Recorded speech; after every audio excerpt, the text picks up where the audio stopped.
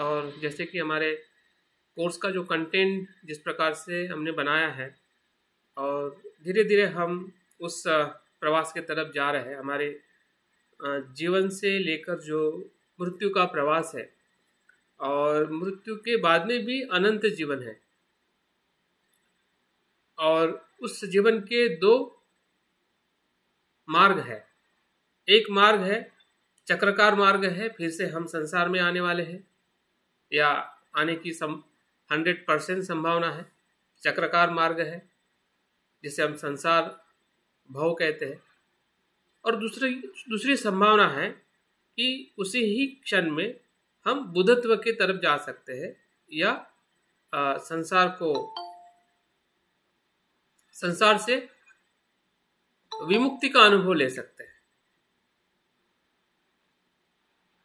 तो ये दोनों संभावनाओं को हमें पहचानना है, क्योंकि दोनों संभावना उस क्षण में उत्पन्न होती है, अभी भी उत्पन्न हो रही है। जैसे जैसे हम विषय के उसके जो अलग अलग पहलू है, जिस प्रकार से इस विषय के अंतर्गत तिबेटियन परंपरा में बताया गया है कि कैसे हमने बार्डो को अलग अलग अवस्था में देखना है कि बार्डो सही में है क्या। बार्डो क्या सिर्फ मृत्यु की अवस्था है कि मृत्यु के पहले की भी अवस्था है, या मृत्यु की भी अवस्था है, मृत्यु की बाद की भी अवस्था है, मृत्यु के और उसके बाद की भी अवस्था है।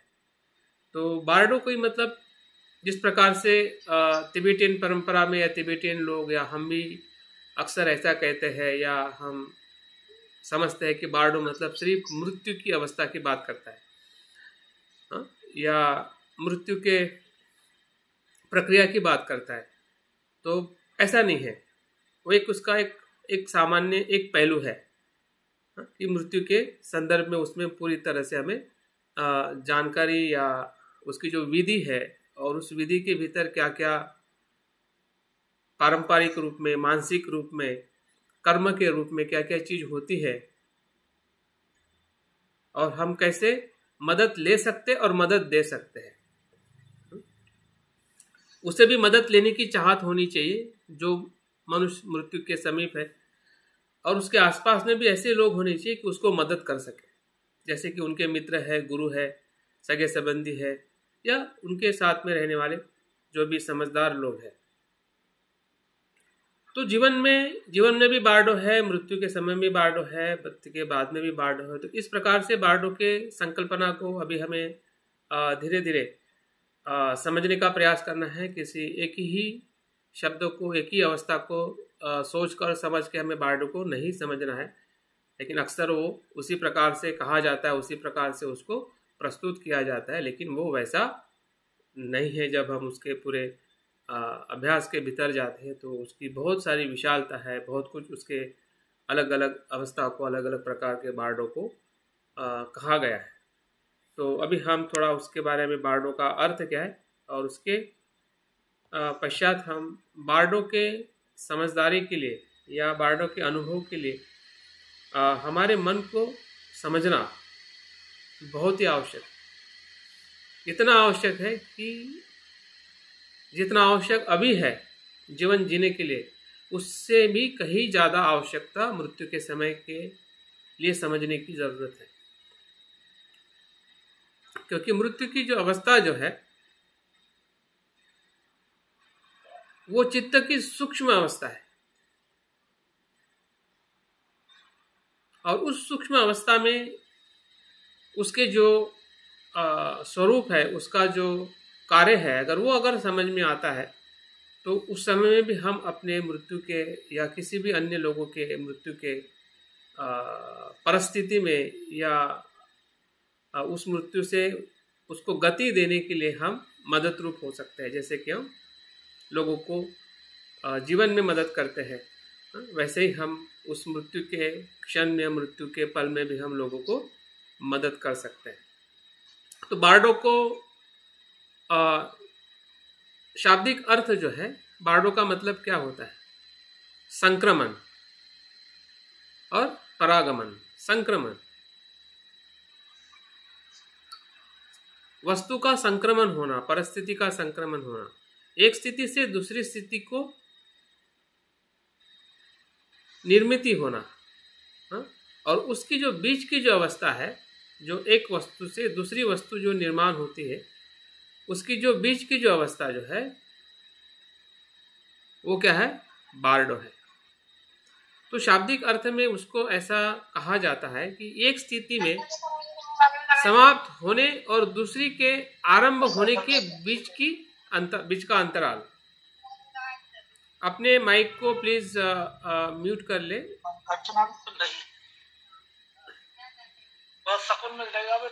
तो उसका जो शाब्दिक अर्थ जो है, एक स्थिति के समाप्त होने, अगर जीवन एक स्थिति है तो जीवन एक स्थिति है जिस जीवन के अंदर जन्म से लेकर मृत्यु का समय वो स्थिति है। लेकिन स्थिति एक क्षण की भी हो सकती है, एक क्षण की भी स्थिति है।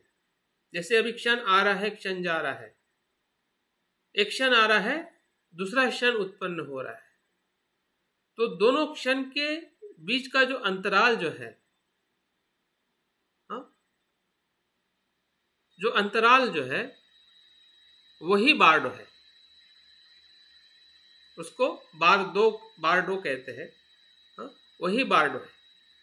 उसको और दो शब्द जो अलग अलग करके उसको बताया गया है कि बार का मतलब क्या होता है। बार का मतलब होता है के बीच में, और दो का मतलब होता है छोड़ा गया, जो छूट रहा है और जो आने वाला है उसके बीच का। ये जीवन छूट रहा है और नया जीवन आने वाला है, उसकी बीच की अवस्था जिसे हम बौद्ध पाली पारंपरिक भाषा में भवंग कहते हैं। जो मृत्यु का चित्त जो है, जब मनुष्य मृत्यु होता है, जिसका मृत्यु होता है, तो मृत्यु के क्षण का चित्त जो है वो मृत्यु का चित्त है। मृत्यु के चित्त के बाद भवंग चित्त का क्षण होता है। मतलब ये मृत्यु चित्त ही भवंग चित्त में परिवर्तित होता है। और भवंग चित्त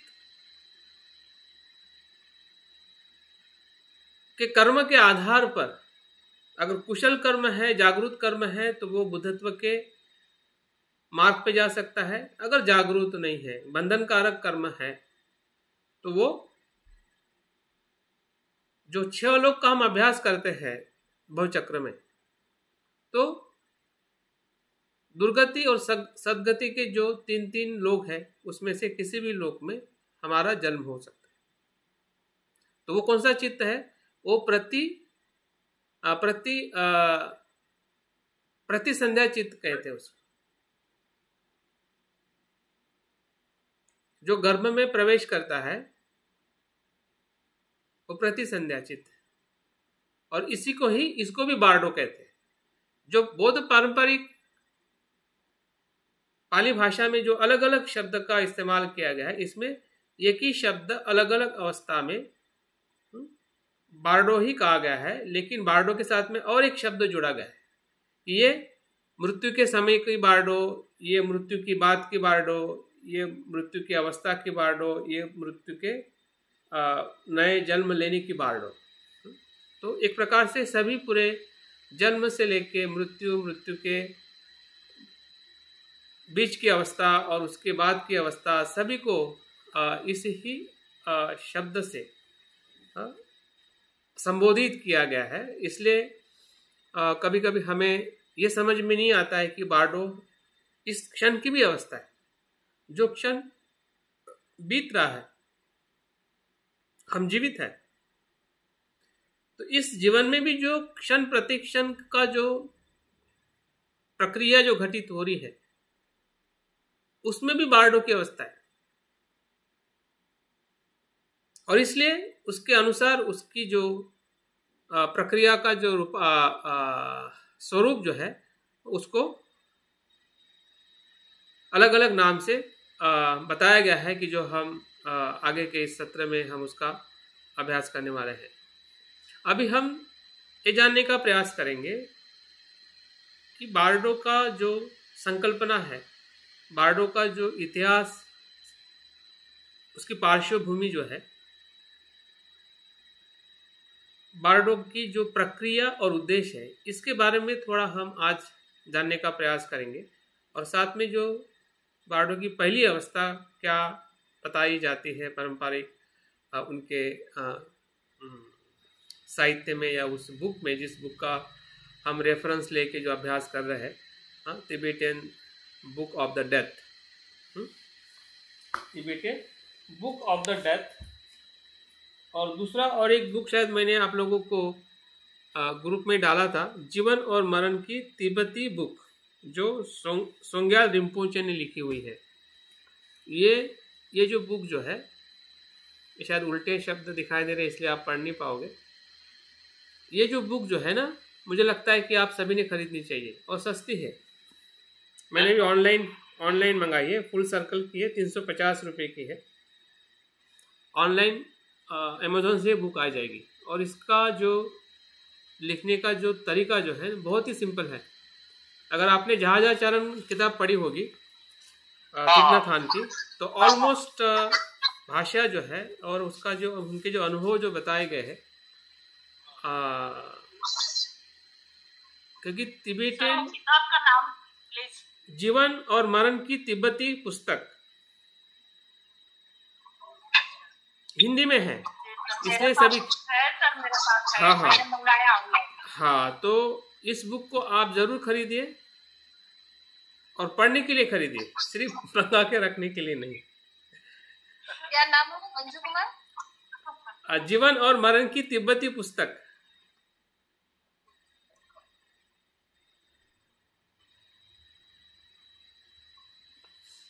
ये किसने लिखा है? ये सोंग्याल रिम्पोचे ने लिखा है। ये तिब्बतियन लामा है, तिब्बतियन ऑथर है, और इसलिए ये बहुत ही ऑथेंटिक बुक है।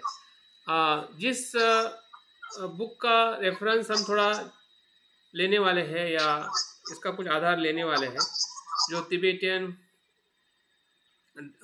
बुक ऑफ द डेथ, वो इसी आधार पे या तिब्बतियन जो पारंपरिक जो बार्डो है उसके आधार पे लिखी गई है, लेकिन वो किसी अमेरिकन या जर्मन ऑथर ने लिखी हुई है। उसका भी इंग्लिश वर्जन अवेलेबल है, उसको भी आप खरीद सकते हैं। गुड। और पीडीएफ भी मेरे पास में है इंग्लिश की, तो मैं आप लोगों को शेयर करूंगा, जिसको थोड़ा इंग्लिश आ सकता है। अगर नहीं भी आता है तो उसको आप जो भी पैराग्राफ पढ़ना चाहते हैं उसको सिलेक्ट करके अगर गूगल ट्रांसलेशन में जाएंगे तो उसका हिंदी में भी आप अनुवाद करके पढ़ सकते हैं, अगर आप उस बुक को भी थोड़ा देखना चाहते।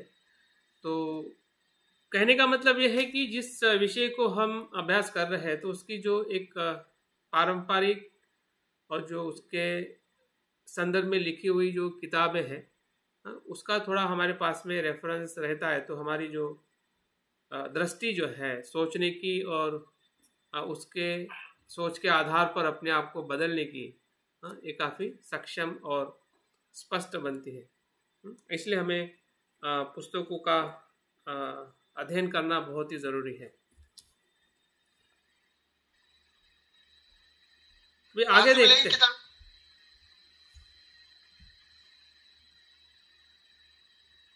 अभी आगे देखते हैं। विषय के भीतर जाने के पहले कल भी मैंने बात किया था और मैंने शुरुआत से ही इस बात पर वजन दिया है कि पूरा धर्म है या इस पूरा विषय जो है मन के आसपास ही घूमता है।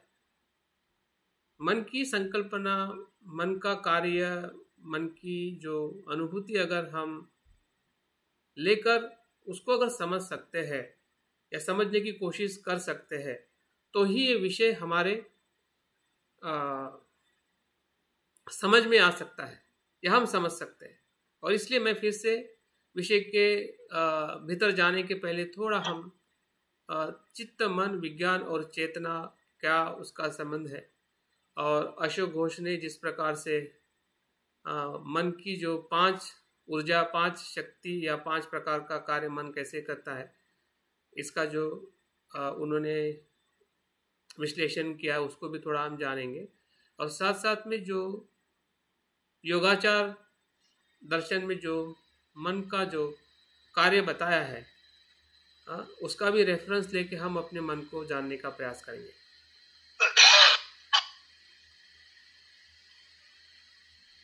तो चित्त, मन, विज्ञान और चेतना क्या है? कभी कभी शब्द एक जैसे ही मालूम होते हैं और उसका सामान्य तौर पे एक जैसा ही अर्थ है। चित्त को ही हम मन कहते हैं, मन को ही विज्ञान कहते हैं, लेकिन जब हम अपनी अवस्था और परिस्थिति, आज जो हमारे शरीर के साथ में जो अवस्था है, कभी कभी ध्यान के साथ में अवस्था रहती है, कभी कभी हमें चीजें समझ में आती है, समझ में नहीं आती है, अज्ञान और प्रज्ञा के साथ में हमारी अवस्था रहती है। और जब हम मृत्यु की बात कर रहे हैं, वहां पे शरीर न होते हुए सिर्फ चित्त के, मन की अवस्था है। तो इसलिए जिसको हम चित्त और मन कहते हैं, वो किस जगह पे वो मन होता है, किस जगह पे उसको हम चित्त कहते हैं, किस समय हम विज्ञान कहते हैं, लेकिन उसका जो आंतरिक भाव जो है वो अलग अलग भी होता है और एक जैसा भी होता है। अलग अलग इसलिए होता है जैसे कि जिसे हम चित्त कहते हैं, तो चित्त जो है मन का सूक्ष्म भाव है, मन का स्रोत है चित्त।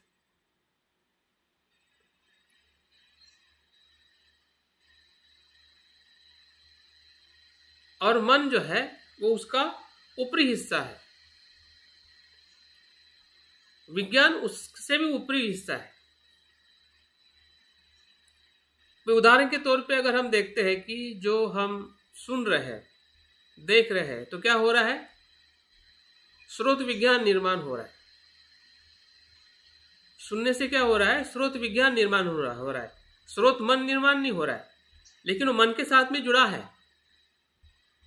जो विज्ञान का अनुभव हो रहा है वही मन चित्त को भी अनुभव हो रहा है। लेकिन चित्त का जो स्तर जो है विज्ञान से क्या है? और सूक्ष्म है। जैसे कि हमने आलय विज्ञान की जो बात कर रहे हैं, जिसमें बीज है, जो शब्द आप सुन रहे हैं तो वो बीज रूप में वो चित्त में पड़ा हुआ है, तभी आप उस शब्दों को पहचान पा रहे हैं, एक दूसरे के चेहरे को पहचान पा रहे हैं। अगर वो पूर्व संस्कार आपके मन में नहीं है तो किसी व्यक्ति को आप पहचान नहीं पाओगे कि ये है या वो नहीं है। भले आपने उसको आंखों से देख रहा है, लेकिन आपकी पहचान नहीं हो पाएगी जब तक उसका जो बीज है, संस्कार जो है, हमारे चित्त में नहीं होगा। तो जो भी हम समझ पा रहे हैं, देख पा रहे हैं, विज्ञान से जो हमें बोध हो रहा है कि ये शब्द मैं सुन रहा हूं तो मुझे ये समझ में आ रहा है, क्योंकि इस विषय के शब्द जो है या जो भाषा का जो ज्ञान जो है वो हमारे चित्त में संग्रहित हमने किया है। और इसलिए उस शब्द के आधार पर, उस भाषा के आधार पर जो मैं बात कर रहा हूं, वो आपका स्रोत विज्ञान क्या कर रहा है? वो विज्ञान को निर्माण करके जो आपके चित्त के ज्ञान के साथ अगर कनेक्ट हो रहा है तो समझ में आ रहा है, अगर कनेक्ट नहीं हो रहा है तो समझ में नहीं आ रहा है। तो इस प्रकार से उसको हम देख सकते हैं कि चित्त कहाँ पे, किस स्तर में होता है, विज्ञान किस स्तर में होता है, और मन जो है, मन जो है वो विज्ञान के और बीच का है, चित्त और विज्ञान के बीच का मन है, जो हम चिंतन करते हैं, विवेक जिसे हम कहते हैं। विवेक और प्रज्ञा में फर्क है। विवेक कुशल और अकुशल को बताता है, भेद करता है और पकड़ के रखता है कि ये कुशल कुशल है, ये ऐसा ही रहेगा, या कुशल अकुशल है, ऐसा ही रहेगा। वो विवेक है। लेकिन प्रज्ञा क्या करती है? वो दोनों को भी अनित्य देखती है। वो कुशल को करेगा, अकुशल को नहीं करेगा, लेकिन प्रज्ञा से उसको, उसके अहंकार को भी छोड़ देगा। वो प्रज्ञा है। तो प्रज्ञा का जो स्वभाव जो है वो चित्त का है, जिसे बौद्ध धर्म में प्रभास्वर कहा जाता है। हमारा मूल चित्त कैसा है, जिसे हम बोधिचित्त कहते हैं, बुद्धत्व का चित्त कहते हैं। तो चित्त शब्द के साथ में बहुत ही मतलब ऐसा कह सकते हैं कि भौतिक रूप में अगर हम किसी चीज को देखते हैं, एटम को देखते हैं, फिर उसके पार्टिकल्स होते हैं, पार्टिकल के भी फिर और सूक्ष्म जो है क्वांटम होते हैं, तो क्वांटम फिर पार्टिकल और उस चीज को जिसे हम अणु कहते हैं या एटम कहते हैं, हाँ, और उस एटम से बनने वाली जो भी चीजें हैं या जो भी एनर्जी जो है, इस प्रकार से उसको हम देख सकते हैं कि है तो वो वही, लेकिन उसके जो स्तर के नाम, स्तर आने से वो नाम बदल जाता है, और नाम बदलने से उसका गुण भी उस समय के लिए अलग हो जाता है। हाँ, एक ऊर्जा अलग हो जाती है, फिर भीतर का जो इलेक्ट्रॉन प्रोटॉन उसकी जो एक्टिविटी है उसका एक अनुभव, उसका एक स्तर अलग हो जाता है, उसके भीतर जो क्वांटम है उसका एक अपना ये हो जाता है, लेकिन है तो उसी प्रक्रिया के साथ में जुड़ा हुआ है और अलग अलग भी है। और इस प्रकार से जब हम मन को देखेंगे तो इस जीवन के भीतर भी जो बारडो जो है उसको हम पहचान पाएंगे। हाँ, क्योंकि बारडो जो है ज्ञान का खजाना है, वो ऐसा अंतराल है, ऐसा अवकाश है, हाँ, कि उसी में बुद्धत्व है।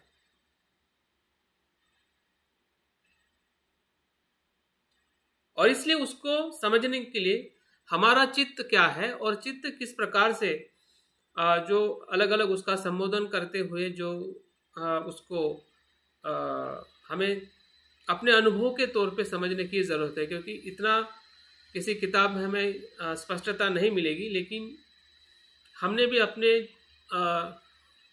आध्यात्मिक जीवन को या धम्मों को समझने का प्रयास करना चाहिए कि ये सब शब्द अलग अलग है, तो मेरे समझदारी के लिए क्या हो सकता है, किस प्रकार से मैंने चित्त, मन और विज्ञान को समझना चाहिए, ताकि जो भी मेरी मानसिक अवस्था है या मेरा कर्म है, जैसे कि हमने कल कर्म को देखा। मन, चित्त और विज्ञान को फिर से रिपीट करते। चित्त जो है ये सूक्ष्म स्वरूप है, मन मध्यम स्वरूप है और विज्ञान ऊपरी स्वरूप है, ऐसा कह सकते हैं। 3 स्तर पे उसको देख सकते हैं। मन मध्यम है, चित्त सूक्ष्म है, भीतर है, एकदम गहरा है, जैसे हम आलय विज्ञान, आलय चित्त कहते हैं, उसमें भंडार है। और विज्ञान बाह्य रूप के साथ में जुड़ जाता है, बाह्य रूप का हमें जानकारी देता है, ज्ञान देता है, शब्दों की, हाँ, संसार के जो विषय है उसके साथ हमें एक रूप या उसका बोध दिलाता है। अभी हम आते हैं चेतना की तरफ। अभी ये चेतना शब्द जो है इसी ही चित्त, मन, विज्ञान का वो ऊर्जा का स्वरूप है। जब हम नाम रूपांतरण नहीं, ये तीनों चीजें जो एक दूसरे अलग अलग कार्य के रूप में ये आपने अभिव्यक्त कर दिया, लेकिन एक्चुअल में तो ये एक ही चीज है ना। है तो मैं पानी की बात कर रहा हूँ, लेकिन पानी के भी एस्टो होता है कि नहीं? अलग अलग रूप बता रहे। एस्टो होता है कि नहीं पानी में? ये काम करता है, ठीक है। आप एस्टो को पानी तो कहोगे, लेकिन एस्टो भी तो कहोगे कि नहीं? हाँ, तो समझ में आना चाहिए कि एस्टो क्या है, तभी आप पानी को अच्छा समझ पाओगे, नहीं तो पानी को समझ नहीं पाओगे कि पानी क्या है। अगर आपको मन को समझना है तो आपको चित्त को भी समझना पड़ेगा और विज्ञान को भी समझना पड़ेगा, और विज्ञान को समझने से हम मन को और चित्त को भी समझना पड़ेगा। मन मध्यम शब्द कहने से पूरा समझ में नहीं आ रहा, और बताइए मन पे। मन जो है, जो मन कृष्ण मनोविज्ञान की जो बात हम करते हैं ना, जो विवेक भी करता है और वो पकड़ के भी रखता है, भेद भी करता है। तो उस प्रकार से मन क्या है, जो आगे हम देखने वाले हैं कि मन में किस प्रकार की उसकी गति है, किस प्रकार से वो कार्य करता है। हाँ, अगर वो हमें समझ में आएगा, हाँ, तो अगर आप मन को बदलोगे तो चित्त भी बदलेगा और विज्ञान भी बदलेगा। अगर आप विज्ञान को बदलोगे तो मन भी बदलेगा और चित्त भी बदलेगा। अगर आप चित्त को बदलोगे तो मन भी बदलेगा और विज्ञान भी बदलेगा। इसी को, हाँ, इसी को तो उसको अनात्म कहते हैं ना। मन जो है वो अनात्म है, हाँ? वो एक चीज से नहीं बना है, हाँ? उसमें बहुत सारे स्तर है, बहुत सारे उसके भीतर धर्म है, हाँ? जिसके अस्तित्व से वो मन का अस्तित्व बनता है या मन होता है, हाँ? मन है नहीं, मन होता है। मन कहीं पे होता नहीं है, मन है ही नहीं। कारण और परिस्थिति से वो बनते रहता है, वो प्रभावित है। कोई चीज होती है, जैसे कि ये बुक है कि मेरी टेबल पे पड़ी हुई है, एक किताब है, ये टेबल पे पड़ी हुई है, वैसा चित्त नहीं है और इसलिए वो होता नहीं है, वो प्रवाहित रहता है। क्षण प्रतिक्षण वो चित्त बनते जाता है, उत्पन्न होता है, लय होता है, उत्पन्न होता है, लय होता है, और उसी गति में उसका स्वरूप जब हम देखते हैं, हाँ, तो उसी अवस्था के भीतर हमें जो बारडों की जो अनुभूति है, सत्यता की अनुभूति जो है वो हमें होने लगती है, हाँ। लेकिन अगर हमें यही पता नहीं है कि मन को इतने सूक्ष्मता से हमें देखना ही धर्म है, तो हम ऊपरी तौर पे देखेंगे और ऊपरी तौर पे हमें ऊपरी तौर का ही धर्म दिखाई देगा, भीतर का नहीं दिखाई देगा। अगर पानी को आप ऊपरी तौर पे देखोगे तो पानी दिखाई देगा, प्यास भी बुझेगी, लेकिन वो पानी अनात्म है। पानी के प्रति जो आपकी आसक्ति नहीं है वो कब टूटेगी? जब आप उसको H2O में देखोगे या उसके और मूल स्वरूप में देखोगे। तो H2O भी कैसे बना है, या H2O के भीतर भी जो एटम्स है, उसके पार्टिकल्स है, हाँ, उस जगह पे जाके देखोगे तो प्यास तो बुझाएगा, पानी तो प्यास तो बुझाएगा, लेकिन पानी के लिए झगड़ा नहीं होगा, जैसे कि सिद्धार्थ ने झगड़ा नहीं किया, हाँ? बाबा साहब ने सत्याग्रह करके लोगों की हिंसा नहीं की। नहीं तो पानी क्या करेगा? झगड़ा कराएगा, हिंसा कराएगा, अस्तित्व को नष्ट करेगा। तो समझने नहीं समझने में यही फर्क है।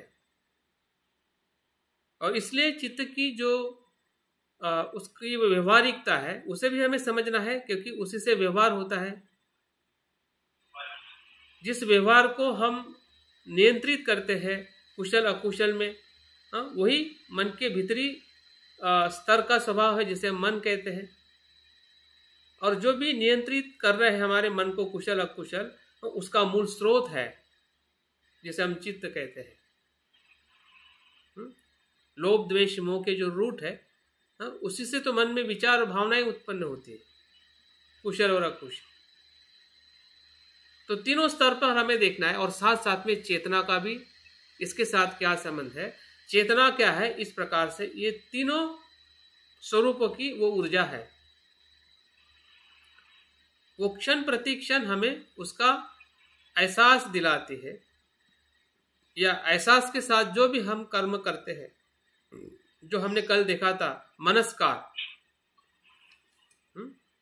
वो चेतना है। इस जीवन की, हम इस जीवत जीवन की चेतना क्या है? मनस्कार है, जिसे हम योनिसो और अयोनिसो बोलते हैं।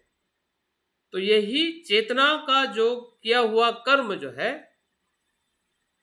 मृत्यु के समय उसी ऊर्जा के साथ में वो कैरी फॉरवर्ड करता है। अगर आपने इस जीवन में चेतना को देख लिया, समझ लिया, तो आप मृत्यु के समय में भी चेतना को समझ जाओगे।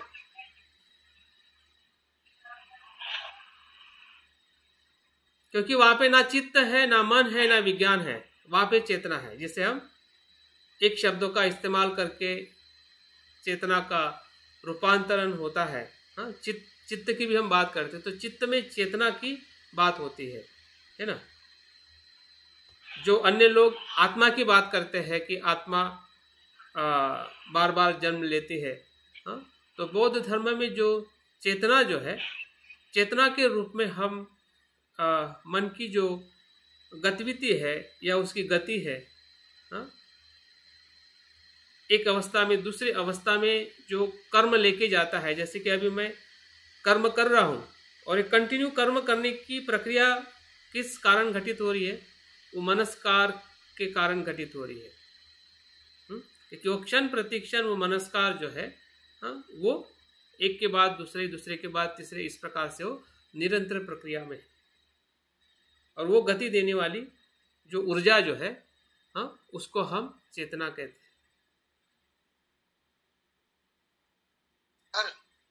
जैसे कोई हमने कर्म किया, जैसे किसी को मैंने मधुर वाणी बोली या कठोर वाणी बोली, तो इन दोनों से हमारा चेतना किस तरह की बनेगी, ये अनुभव करने की बात है ना। तो आपको अनुभव तो हुआ है जो आपने बोला है, तभी तो आपने कहा है ना, अभी आपका अनुभव हुआ है तभी तो आपने कहा है कि इस प्रकार से मैं कर्म करता हूं तो क्या होगा। तो आपका मधुर बोलते हैं तो दूसरे आदमी के अंदर से जिसके साथ हम मधुर वाणी बोलते हैं तो एक सुखद मतलब वाणी उसकी तरफ से आती है, और अगर हम कठोर बोलते हैं तो उसके अंदर से प्रतिक्रिया स्वरूप मतलब ये बात आती है। तो वो चेतना ही प्रतिक्रिया देती है, चेतना ही वो जिसको प्रतिसाद कहते हैं वो देती है। ऐसा कहना चाह रहे हैं आप? हाँ, ऐसा ही है। कल भी हमने देखा कि कर्म का जो दो स्वरूप है, एक चेतना अपने आप में कर्म है और चेतना के द्वारा किया हुआ कर्म है। चेतना भी अपने आप में कर्म है। चेतना कम्मामि भिक्कवे। हाँ, और यही चेतना जब हम कहते हैं कि कर्म दायाद है, कर्म साथी है, कर्म साथ में आता है, तो कर्म कौन सा कर्म आता है? चेतना का कर्म आता है, क्योंकि उस समय तो आपका ना शरीर होता है ना वाणी होती है, वो चेतना ही रहती है। हाँ, तो चेतना कम्मामि भिक्कवे जब बुद्ध कह रहे हैं तो चेतना की जो सूक्ष्मता जो है वो चित्त मन विज्ञान के अनुभव से ही वो उसके भीतर चली जाती है। जैसा कि हम कह सकते हैं कि किसी ऊर्जा को आपने एक जगह पे लाके स्टोर किया है ना। जैसे कि लाइट है, लाइट इलेक्ट्रिसिटी पूरी तरह से बाहर फैली हुई, लेकिन आपने छोटे लाइट में उसको लाके स्टोर कर दिया तो ऊर्जा होगी ना वो। तो वही ऊर्जा जो है मृत्यु के समय वही ऊर्जा गतिशील रहती है। मतलब जो प्रतिसंधि चित्त है वो यही हाँ चेतना की अवस्था जो हाँ चेतना की अवस्था है। सारे मतलब पूर्व के या पूरे जन्म जीवन के या पुराने जीवनों के जो कर्मों के संस्कार और ये सारी चीजों का ऊर्जा क्योंकि कुछ हम खत्म कर देते ध्यान के द्वारा, क्योंकि संस्कारों को हम जीवन में पहचान सकते हैं कि ये संस्कार है। उस समय संस्कार कुछ नहीं होता है, संस्कार ऊर्जा स्वरूप होता है।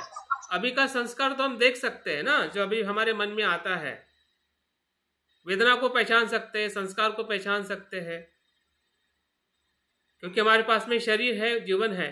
लेकिन मृत्यु के समय तुम्हारे पास में ना संस्कार है, ना शरीर है, ना वेदना है, वो सिर्फ चेतना के स्वरूप में ही उसको हमें समझने का प्रयास करना है, और तब जाके हमें समझ में आएगा।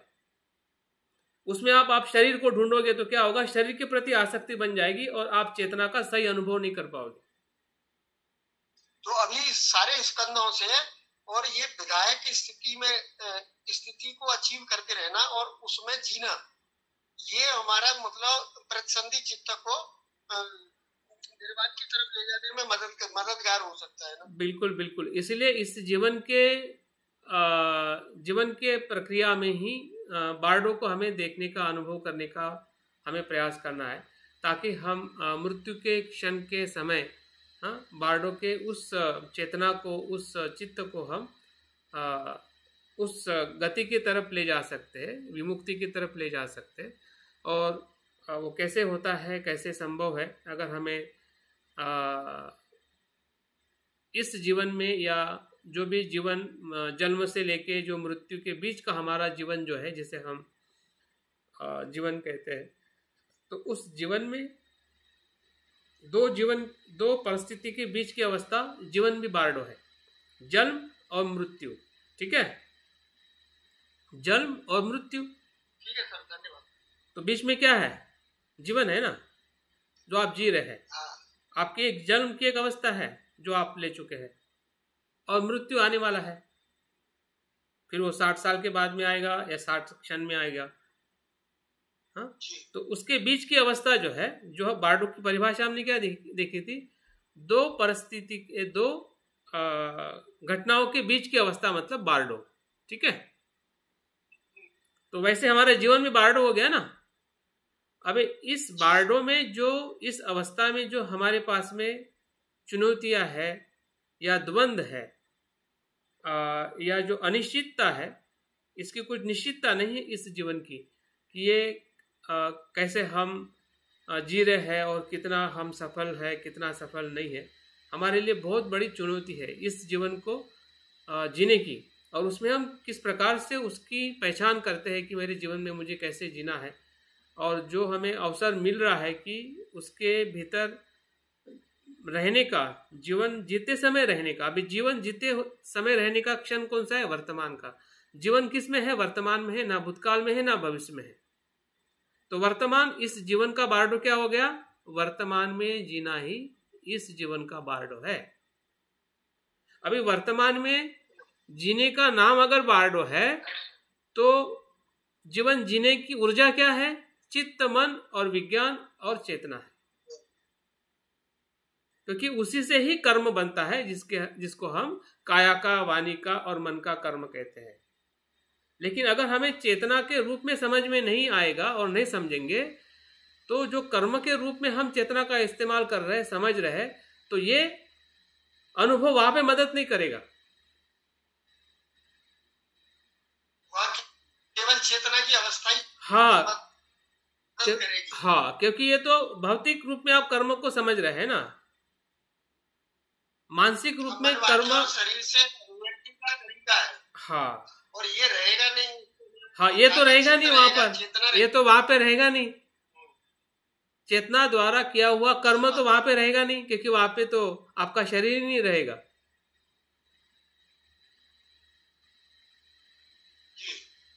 तो अभी हमारे पास में है, और जो हमारे पास में नहीं रहने वाला है, और कुछ रहने वाला है। ऐसा नहीं कि नहीं रहने वाला तो कुछ भी नहीं रहेगा, वहां पे चेतना रहेगी, लेकिन चेतना के द्वारा जो कर्म करने का जो साधन जो है, वो हमारे पास में नहीं रहेगा। तो अभी हमारे पास में साधन है, तो हम अपने चेतना को अच्छी तरह से समझ सकते हैं, बार बार समझ सकते हैं। चेतना का रिफाइनमेंट करना ही ये जो पूरा जीवन जो बारडो के रूप में, हाँ, हाँ, हाँ, ये उसका दूसरे अर्थ में ऐसा बोल सकते हैं ना कि बारडो की ये अवस्था हम प्राप्त करके जीवन की अवस्था, चेतना का स्तर हमारे जीवन में जो बिल्कुल स्तर का उच्च अवस्था में हम लेके जा सकते हैं। बिल्कुल, कि मृत्यु के समय हम उसी अवस्था को, उच्च अवस्था में है तो तत्व की ओर जा सकते। हाँ, तो एक प्रकार की प्रिपरेशन है, ये हमारी पूर्व तैयारी है। जैसे हम अगर हमें प्रवास के, लंबे प्रवास के लिए जाना है, कि बहुत ही कठिन प्रवास है, अगर आपको हिमालय जाना है, तो आप कितने समय से आप प्लानिंग करते हैं, क्योंकि आपको पता है कि वहां पे सुंदर भी है और कठिन भी है। सुंदर तो है लेकिन कठिन भी है। तो मृत्यु भी एक ऐसा प्रवास है कि जो हमें सुंदर हो सकता है अगर हम पूर्व तैयारी के साथ में आगे जाते हैं, और वहां पे इससे भी ज्यादा अपॉर्चुनिटी। मंजू कुमार, बारडो की प्रैक्टिस करके हम मृत्यु को इजी बनाते हैं। हाँ, इसलिए हमें सिखाया जाता है कि आध्यात्मिक मृत्यु और आध्यात्मिक पुनर्जन्म ये यही है। यहाँ पे आध्यात्मिक मृत्यु मतलब शरीर के प्रति जो आसक्ति है, जो हमने 2 ध्यान किए हैं, है ना, कायानुपश्यना और मरणानुपश्यना। तो इसमें हमारा जो शरीर के प्रति जो आसक्ति है उसका मृत्यु होता है, स्व का मृत्यु होता है। और जैसे स्व का मृत्यु होता है बार्डो में आ जाते हैं। वो अंतराल है, धन्यवाद। आगे वो अंतराल है मृत्यु और पुनर्जन्म लेने का। मृत्यु होगा तभी पुनर्जन्म होगा, और वो बीच की अवस्था जो है वो जितनी बढ़ेगी उतनी हम और गहरे और भीतर और सत्यता को, बुद्धत्व को हम समझ पाएंगे, बुद्धत्व को पहचान पाएंगे, और हम उसी गति में जाएंगे जिसको हम पहचानेंगे। जिसको नहीं पहचानेंगे, मार को पहचानेंगे तो मार उठा के ले जाएगा, बुद्ध को पहचानेंगे तो बुद्ध उठा के ले जाएंगे।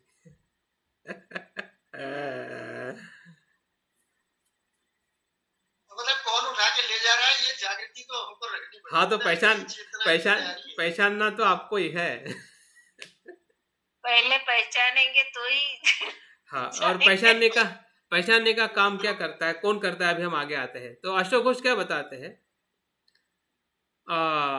मन 5 प्रकार से, मन में 5 प्रकार की ऊर्जा होती है, शक्ति होती है कि जो कार्य करता है। तो पहला जो कार्य जो है मन का, वो भी उसमें आप चित्त, मन, विज्ञान, चेतना, तीनों को भी, चारों को भी ले सकते हैं। ठीक है, कहाँ पे हमें लेना है, कहाँ पे नहीं लेना है, वो आपके घटना परिस्थिति के अनुसार आपको समझना है। ठीक है, तो अभी हमारा जीवन है तो चेतना नहीं है ऐसा नहीं है, इसमें चेतना भी है, मन भी है, विज्ञान भी है।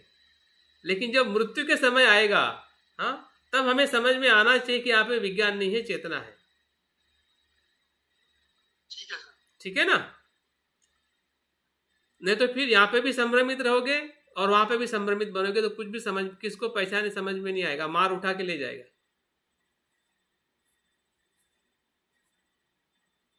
जितने भ्रमित रहोगे। हाँ सर, 5 चीज क्या, मन, चेतना, विज्ञान। हाँ, तो वही चित्त, मन, विज्ञान और चेतना, 4। मैं मन के 5 ऊर्जा की बात कर रहा हूं। तो पहला जो कार्य जो है मन का, वो है गतिशीलता। अभी गतिशीलता का मतलब क्या है, वो कर्मों को उत्पन्न करता है, उस अर्थ से वो गतिशील है। मन क्या करता है, कर्मों को उत्पन्न करता है, मनोपुबंगा धम्मा। हाँ, और इसलिए वो गतिशील है, वो मोमेंट्री है, मोमेंट्रीनेस है। गतिशील का मतलब उत्पन्न होके रह जाना नहीं, उत्पन्न होके और उत्पन्न होना, निरंतर उत्पन्न लय होते हुए कार्य करना। जैसे कि अभी आप मुझे सुन रहे हैं, तो सुनने का एक चित्त है और स्मरण रहने का दूसरा चित्त है। अगर आप सोचिए कि अगर आपका एक ही चित्त होता सपोज, तो आप सुनते हो, स्मरण नहीं रख पाते। अगर वो नित्य होता, अगर चित्त नित्य होता तो सिर्फ सुनते, आप स्मरण नहीं रख सकते थे। अगर स्मरण रख रहे, इसका मतलब क्या हो रहा है कि सुनने का चित्त जो है वो दूसरे क्षण में क्या हो रहा है, वो स्मरण का चित्त हो रहा है, और स्मरण का चित्त अगले क्षण में वो प्रज्ञा का चित्त हो रहा है। अगर आप चिंतन करते करते अगर आगे जा रहे हैं, हाँ, स्मरण मतलब स्मृति हो गया ना, और स्मृति से आप बार बार उसके गहराई में जा रहे हैं, तो उसके बाद में आने वाला चित्त जो है वो क्या बन जाएगा, प्रज्ञा का चित्त बन जाएगा। अगर आप सही तरीके स्मरण नहीं कर रहे, अयोनिसो मनस्कार से चिंतन कर रहे हैं, असम्यक चिंतन कर रहे हैं, तो वो चिंतन क्या करेगा, आपको अज्ञान की तरफ ले जाएगा। वो भी एक प्रक्रिया है, वो भी गति दे रहा है आपके कर्म को, और ये भी गति मिल रही है। कुशल या अकुशल दोनों प्रकार की जो गति जो है कर्म से हमें मिलती है, और ये मन की सबसे बड़ी ऊर्जा है। गतिशीलता के आधार पे हमने मन को देखना चाहिए, अभी भी और हर जगह पे।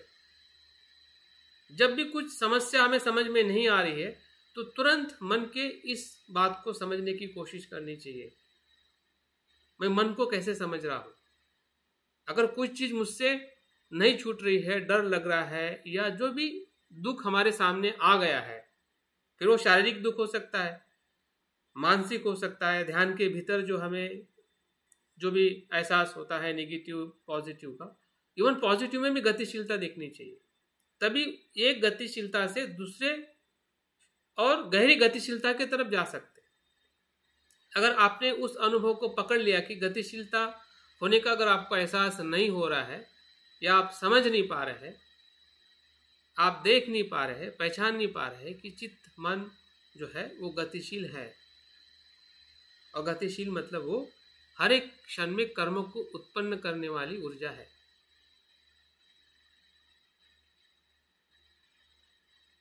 इस अर्थ से मन को हमें समझना है। दूसरा जो कार्य है मन का, देखने की शक्ति है। अभी देखना मतलब आपने जो विधायक पक्ष बताया ना गतिशीलता का, ये जो अभी जो पूरी चेन बताई जो, तो इसमें मुझे लगता है जागृति का फैक्टर है, तभी ये विधायक तरफ जा रहा है, प्रगति की तरफ।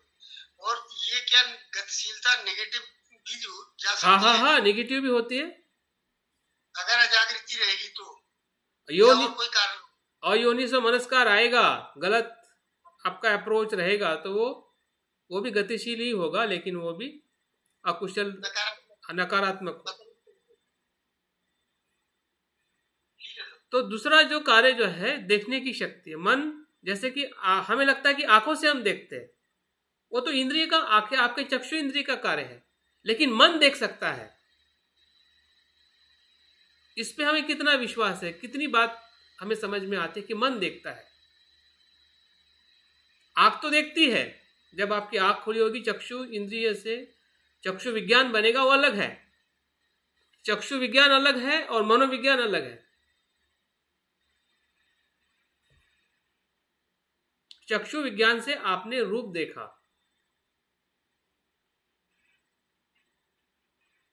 अभी चक्षु ना होते हुए भी आप देख रहे हैं। फिर हो सकते हैं आपके विचार देख रहे हैं, आपकी भावनाओं देख रहे हैं, आपका भूतकाल देख रहे हैं, आपका वर्तमान देख रहे हैं, आपका भविष्य देख रहे हैं। हाँ?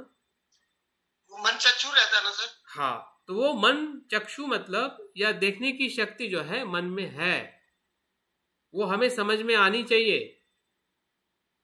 या उसको हमने पहचानना चाहिए कि हाँ, जो चीजें मुझे आंखों से समझ में नहीं आती है, जब मन से मैं उसको देखता हूं तो मुझे दिखने लगती है।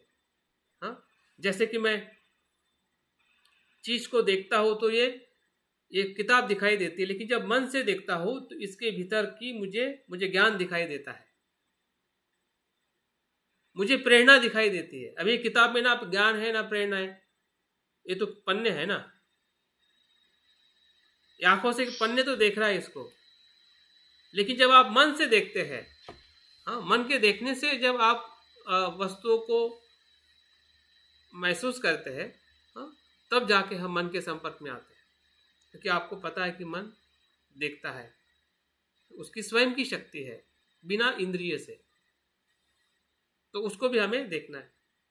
तीसरी जो उसकी ऊर्जा है वह उत्तर देने की शक्ति है। किसी भी सवाल का जवाब मन ढूंढ निकाल सकता है, और इसलिए बड़े बड़े वैज्ञानिक हुए हैं, और बुद्ध ने भी खोज निकाला है कि दुख का कारण क्या है। मन पे भरोसा रखे,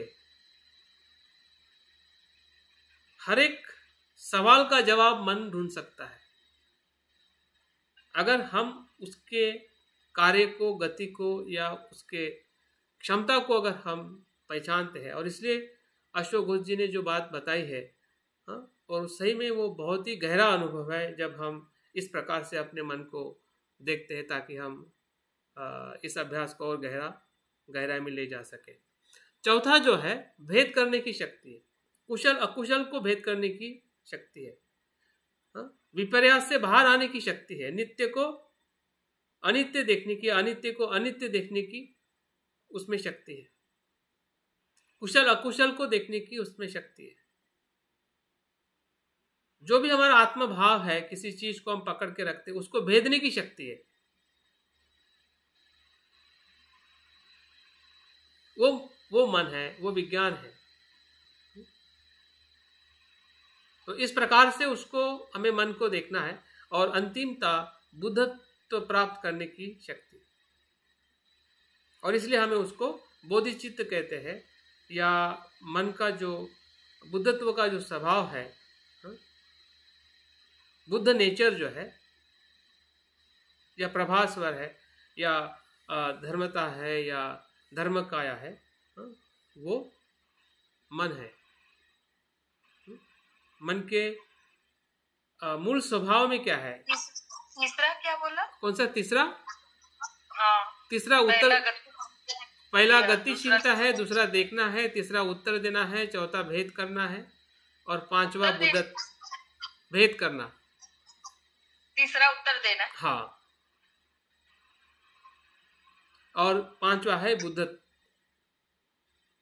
तो इस प्रकार से हम मन को समझना है, और ऐसा बुद्ध भी कहते हैं और हमें भी पता है कि मन दुधारी तलवार है। मन हमें बंधन भी करता है और बंधन से मुक्त भी कर सकता है, दोनों शक्ति है। तो बंधन तब होता है कि जब हम मन से ही अपने स्व को नित्य देखते हैं, वही बंधन बन जाता है। जब स्व को हम नित्य मानते हैं, नित्य देखते हैं, नित्य पकड़ते हैं, तो वही मन जो है वो हानिकारक होता है, बंधन कारक होता है। जब उसी अस्तित्व को हम स्व को अनित्य देखते, अनात्म देखते हैं, तो वही मन कल्याणकारी और विमुक्ति की तरफ जाता है। इस अर्थ से भी मन की जो पहचान है, मृत्यु के पहले तक हमें हो जानी चाहिए, या हमने उसको करने का हमने निरंतर प्रयास करना है। तो कैसे किया जा सकता है? तो उसमें आगे योगाचार बताते हैं कि हमने मन का इस्तेमाल करने के लिए मन की जो मन का जो कार्य जो है, उसको हमने दो प्रकार से देखना चाहिए। मनोविज्ञान, अभी हम सिर्फ एक विज्ञान की बात कर रहे हैं, मनोविज्ञान। तो मनोविज्ञान जो हमारे 6 इंद्रिय है, आँख, कान, नाक, जीभ, त्वचा, ये 5 शरीर की इंद्रिय है, और मन मनोविज्ञान है। तो ये जो मनोविज्ञान जो है वो आपके चित्त और ये बाहर का विज्ञान, उसका वो क्या है? इंटरमीडिएटर है, मध्य है। अगर मध्य सही रहेगा तो आप नीचे को भी शुद्ध कर सकते हैं और बाहर को भी शुद्ध कर सकते हैं, या बाहर से भी हम भीतर शुद्ध हो सकते हैं। इसलिए बुद्ध बताते हैं कि इंद्रिय संवर ये बाहर की शुद्धता है। जैसे आप इंद्रिय संवर हो जाते हैं तो भीतर आने वाली चीज अशुद्ध नहीं होती, शुद्ध होगी, क्योंकि आप वहां पे जागरूक है। वहां से भी हमें भीतर फिर शुद्ध ही जाएगा और भीतर भी शुद्ध ही जाएगा। लेकिन अगर यहाँ पे हमारी जागृति नहीं है और भीतर अगर मन को अगर हम जागरूक कर रहे हैं, तो वो जागरूक होने का जो अनुभव जो है, कि वो मन कैसे कार्य करता है, तभी हम जागरूक हो सकते हैं। या उसके कार्य को जानना ही जागरूक होना है। आप ऐसा समझो या ऐसा समझो, उसको कार्य को समझना मतलब जागरूक होना है, और जागरूक होना मतलब उसके कार्य को समझना है। तो मनोविज्ञान का कार्य क्या है? 2 प्रकार से, 2 अंगों में होता है। पहला अंग जो है, जो इंद्रिय द्वारा जो विषय को हम ग्रहण करते हैं, वो एक मन पे छाप पड़ती है, या उस छाप से मन जो है उसको प्रतिक्रिया और प्रतिसाद देता है। जैसे कि मैंने इसके पहले भी उदाहरण बताया कि आप कान से सुन रहे हैं, ठीक है, तो ये जो स्रोत विज्ञान जो है वो मनोविज्ञान के साथ में कनेक्ट है। तो मनोविज्ञान क्या कर रहा है? इस शब्द की जो छाप उसके पास में जो थी, उससे उस शब्द को रिकॉग्नाइज कर रहा है कि हाँ, ये शब्द मुझे समझ में आ रहा है। तो भले आप मुझे सुन रहे हैं या स्रोत विज्ञान से आप जान रहे हैं, लेकिन सही जानकारी आपको कौन दे रहा है? आपका मनोविज्ञान दे रहा है। समझ में आ रहा है? जी आपको इस शब्द की सही जानकारी कौन दे रहा है? मनोविज्ञान दे रहा है, क्योंकि मनोविज्ञान में वो छाप पड़ी हुई है उस शब्दों की। अगर उस शब्दों की छाप नहीं है, अगर मैं मराठी में बोलूं जिसको मराठी नहीं आती है, गुजराती में बोलूं जिसको गुजराती नहीं आती है, तो सुन तो रहे, आपका विज्ञान तो बनेगा क्योंकि वो कुछ आवाज तो सुन रहा है, लेकिन जो मनोविज्ञान जो उसके संदर्भ में बनना चाहिए, प्रज्ञा के संदर्भ में, वो नहीं बनेगा, अज्ञान के भ्रम के संदर्भ में बनेगा, भ्रमित करेगा, भ्रम निर्माण करेगा।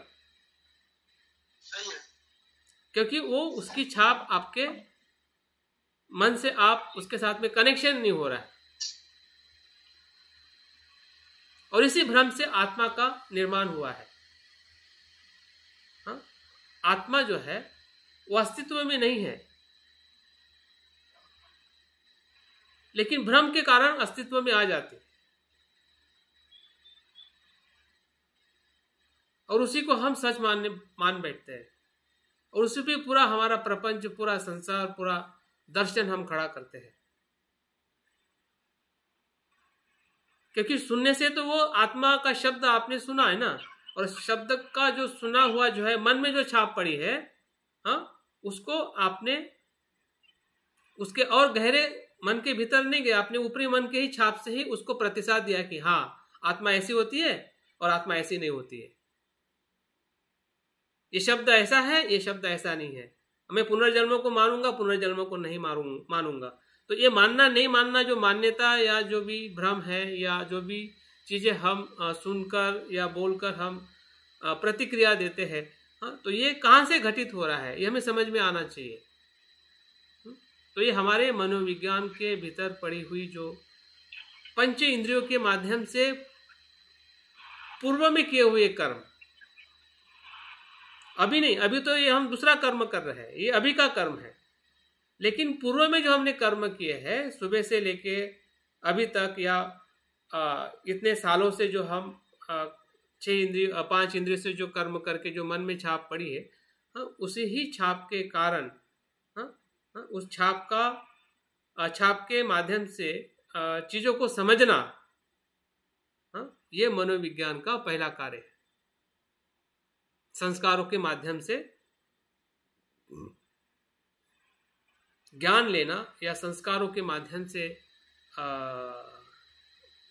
अनुभव को देखना या बोध लेना, वो मनोविज्ञान का कार्य है, यह हमें समझ में आना चाहिए।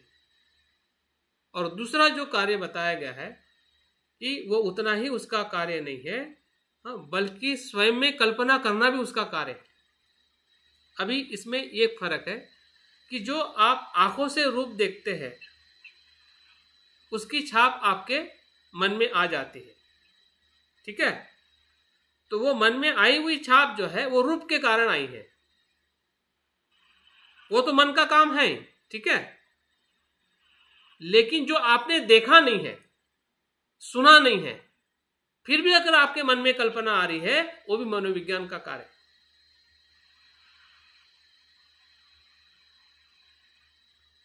जो आपने देखा है, सुना है, उसके बारे में विचार आना, वो तो मन का कार्य है, लेकिन जो आपने ना सुना है ना देखा है, फिर भी अगर मन में कुछ आ रहा है, वो भी मन का कार्य है, हमें समझ में आना चाहिए।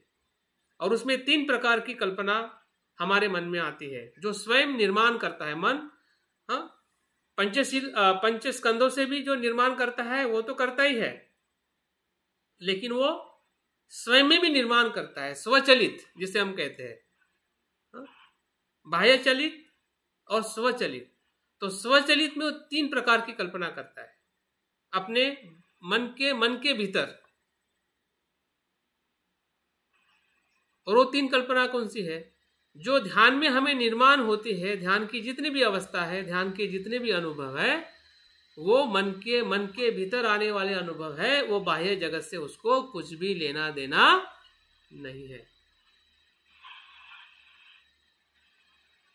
ध्यान के भीतर अगर आपको जो भी अनुभव आ रहा है, जो भी कल्पना आपको दिख रही है, कोई रूप दिख रहा है, कुछ गंध दिख रहा है, कुछ स्वाद आ रहा है, या शरीर के प्रति आपको कलर दिख रहा है जो आपने बाहर कभी देखा ही नहीं, और आप अद्भुत हो जाते हो और पता ही नहीं चलता है कि ये क्या है। और इसलिए पता नहीं चलता है क्योंकि हमें ये पता नहीं है कि मन इस प्रकार की स्वयं ध्यान के माध्यम से जो अनुभव होने वाली कल्पना जो है वो मेरे मनोविज्ञान का ही कार्य है, मुझे जो अनुभव हो रहा है। क्योंकि यहाँ पे अगर हम समझेंगे तो इससे भी सूक्ष्म जो प्रक्रिया जो है उस समय घटित होने वाली है। अगर इसमें आप नहीं समझोगे तो वहां पे भी आपको कुछ भी समझ में नहीं आएगा।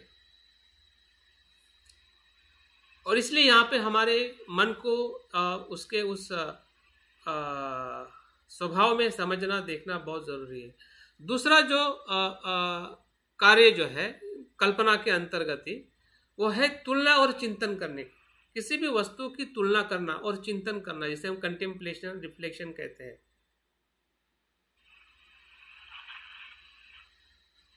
ये भी मन का स्वभाव है। ये भी हमें समझ में आना चाहिए कि मन जो है स्वयं अपने आप में किसी का भी आधार न लेते हुए वो भीतर ही तुलना और चिंतन करता है और उसका अनुभव स्वयं के चित्त में ही स्वयं के चित्त को ही होता है।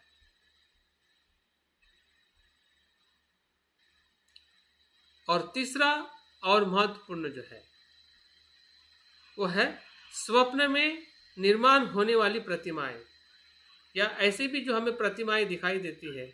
कोई आकार दिखाई देता है, कोई प्रतीक दिखाई देता है, कोई मीत दिखाई देता है। हाँ, ऐसे जो कुछ भी मन के भीतर स्वप्न में या ऐसे भी अवस्था में अगर हमें कुछ दिखाई देता है तो वो भी मन की कल्पना की अनुभूति है। मतलब मन कल्पना करता है, इस पे विश्वास होके उसका इस्तेमाल करना ही साधना है। अगर आपको इसका ही एहसास ना हो कि मन कल्पना करता है, कर सकता है, कल्पना करना उसका कार्य है, तो आपका संदर्शन ही नहीं होगा। और संदर्शन नहीं होगा तो जो आपके मृत्यु के समय एक कल्पना आपके भीतर आएगी उसको भी आप पहचान नहीं पाओगे, क्योंकि मन में तो वो उसी भाव से आएगा। क्योंकि बाकी मन तो डिपेंड है, जो इंद्रिय का मन है तब तो नहीं रहेगा ना, तब आपके पास में इंद्रिय का मन नहीं रहेगा। हाँ जी, सब चित्त का ही पसारा है। हाँ, मतलब तब आपका इंद्रिय का मन नहीं रहेगा और आप इंद्रिय के मन को ही जान रहे हैं। तो इंद्रिय के अलावा जो मन जो कार्य कर रहा है उसको जानने से ही उस समय ये मन हमें मदद करेगा। उस क्षण में जब हम मृत्यु के बहुत समीप है, मृत्यु के भीतर है या मृत्यु के बाद में, भले इंद्रिय हमारे पूरी तरह से कोमा में चला जाए, हाँ, फिर भी चित्त जो है वो पूरी तरह से वो जागरूक रह सकता है। और वही कला बौद्ध धर्म में बार्डो में बताई गई। बार्डो एक जीवन और मृत्यु।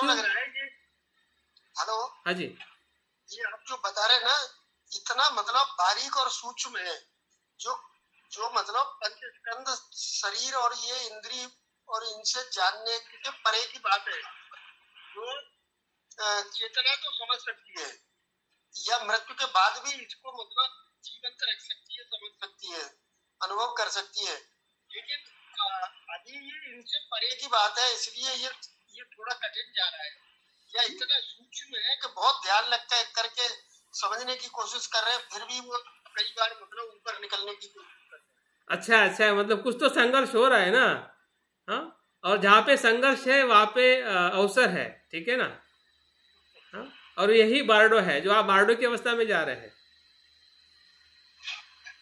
जहां पे द्वंद है और द्वंद के भीतर जब आप शांत रहते हैं वही बार्डो अवस्था है। दो स्थिति के बीच की अवस्था बार्डो की अवस्था है। सर ये क्या कह रही है सर, किस चीज का अगर पहले में होता है तो फिर हम के समय तो हमारे इंद्रिय नहीं रहेंगे, तो किस चीज का संदर्शन करना है सर? तो यही कल्पना, अगर मन के कल्पना के स्वभाव को हम देखते हैं, समझेंगे, तो वो मन वहां पे एक्टिव होगा। क्यों होगा? क्योंकि जो आपने किया है वही तो आपको उसका ये मिलेगा ना। परिणाम नहीं है तो फिर कर्म करने का मतलब क्या? अगर आपने उस प्रकार का कर्म किया है, ठीक है, हाँ हाँ, तो उस कर्म का परिणाम तो आपको मिलना ही है ना। अभी ये कर्म जो है, जो इंद्रियों से किए हैं, वो इंद्रियों के साथ में वो समाप्त हो गए, वो एक्टिव नहीं होंगे कर्म, क्योंकि वहां पे इंद्रिय तो पूरे शिथिल हो गए। लेकिन मन की जो ऊर्जा जो है, हाँ, वो तो कर्म के बीज को लेके जा रही है साथ में आगे। तो सबसे ज्यादा सर संदर्भ दर्शन का ही महत्व है इसमें। हाँ, संदर्भ दर्शन का मतलब है, हाँ, कल्पना उसी का है ज्यादातर, उसकी प्रैक्टिस करनी है ज्यादातर सर। सही पकड़े। संदर्शन, बराबर। तो मैं यही कह रहा हूं कि संदर्शन तभी सही होगा कि जब आप आपके मन के कार्य को समझोगे कि मन कल्पना कैसी करता है, उसकी वो क्षमता है उस प्रकार की कल्पना करने की। आप ऐसी कल्पना नहीं कर रहे कि कोई कह रहा है और आप कर रहे हैं, और कुछ दिख रहा है कुछ नहीं दिख रहा है, और फिर हम फेडअप हो रहे हैं कि यार मेरे काम का नहीं, मेरा मन ऐसा कल्पना नहीं कर सकता है, मैं तो बहुत रैशनलिस्ट हूँ, मैं तो कल्पना को मानता नहीं हूँ, ऐसा वैसा करके फिर हम अपनी मन की जो रियल नेचर जो है उसको क्या करते हैं, हम समाप्त कर देते हैं। जब रियल नेचर ही अगर आप स्वीकार नहीं करोगे तो बात की बात तो कहाँ हम स्वीकार करेंगे।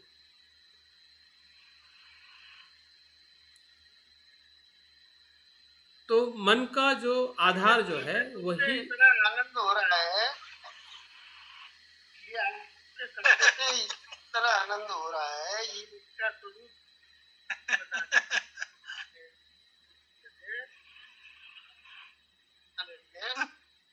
इसका स्वरूप तो क्या होगा? अरे बाप रे बाप, आपका तो क्या, ये बहुत डीप की बातें बता रहे हैं। नहीं, डीप है लेकिन सरल है, गहरी है लेकिन जैसे जैसे ध्यान करते जाएंगे हाँ वैसे, हाँ समझ में आएगा। हाँ, क्योंकि वो हमारे जीवन का ही हिस्सा है, इसलिए वो कठिन नहीं। हमें हिमालय पर्वत में नहीं जाना है ढूंढने के लिए। सही बात। आपका शरीर और मन ही हिमालय है, उसी को देखो, उसी को ढूंढो, उसी को ही समझो तो सब कुछ समझ में आएगा। शरीर की आसक्ति नहीं रहोगी तो सब कुछ समझ में आएगा। शरीर की आसक्ति है इसलिए कुछ समझ में नहीं आता। सर कौन सा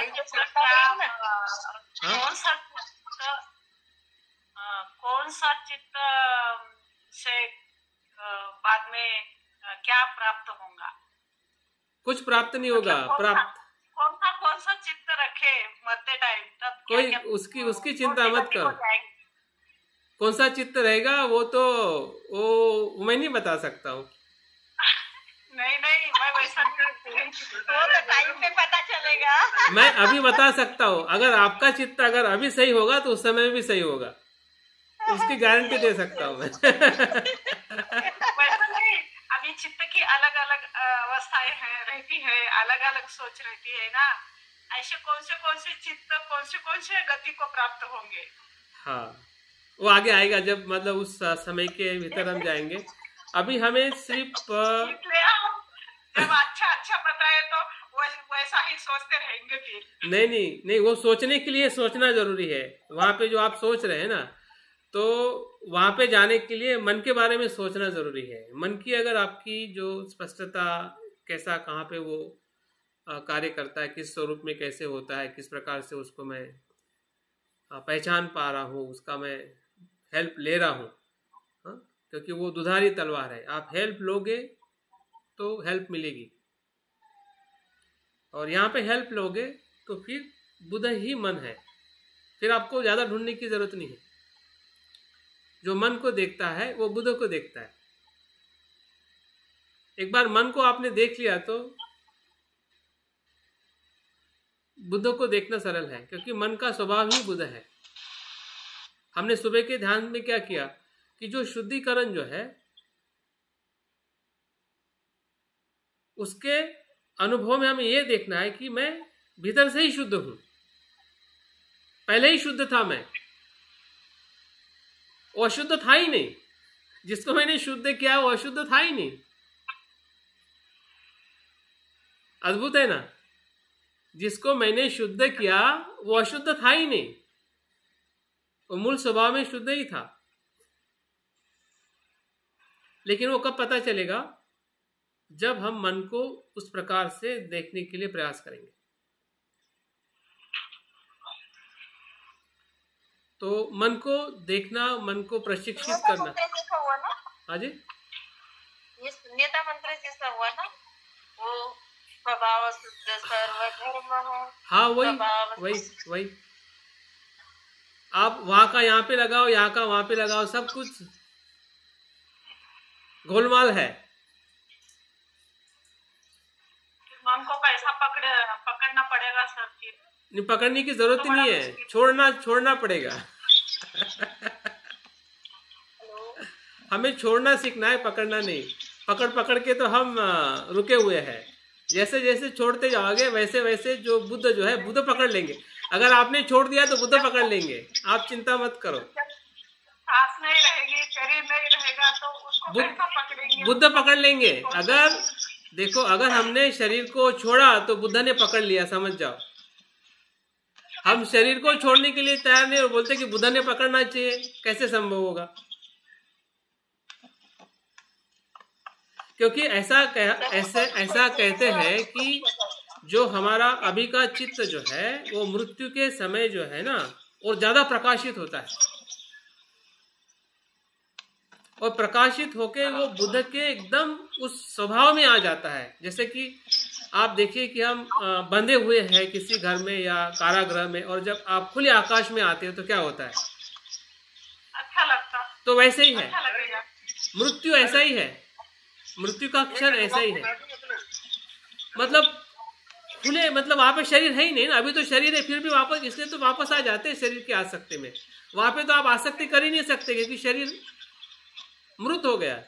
मृत शरीर के लिए आपका मन तैयार नहीं होगा। मृत्यु के समय ऐसा कहा जाता है कि हमारी चेतना जो है मृत्यु के प्रति आसक्त होती है, लेकिन वो गलत है। मृत्यु के बाद शरीर के लिए जो उस समय की जो चेतना जो है वो आसक्त नहीं होती है, लेकिन हमें ऐसा लगता है, हम लोग ऐसे बताते हैं, वो बुद्धत्व की अवस्था में आ जाती है। उसका जो खुलापन जो है, उसका जो तेज जो है, वो पूरी तरह से वो मूल ऊर्जा के साथ में जुड़ने के लिए ललुप्त होता है, उधर आकर्षित होता है। जैसे कि अगर हम इसी बात को, जब हम ध्यान के भीतर जाते हैं और ध्यान की ऊंची अवस्था में जाते हैं, तो शरीर का कुछ भान होता है क्या?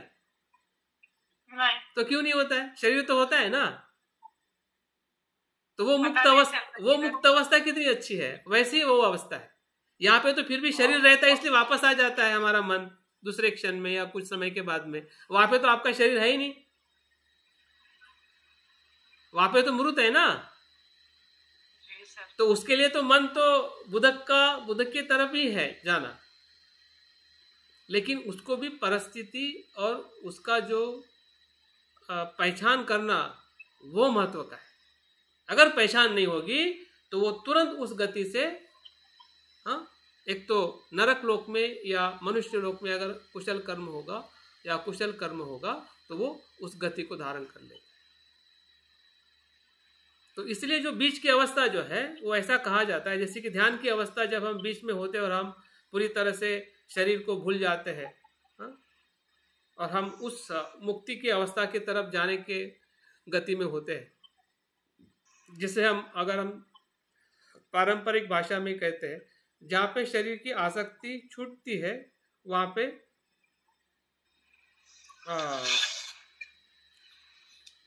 निर्वेद निर्माण होता है। निर्वेद की जो अवस्था जो है वो एक प्रकार से बारडो है।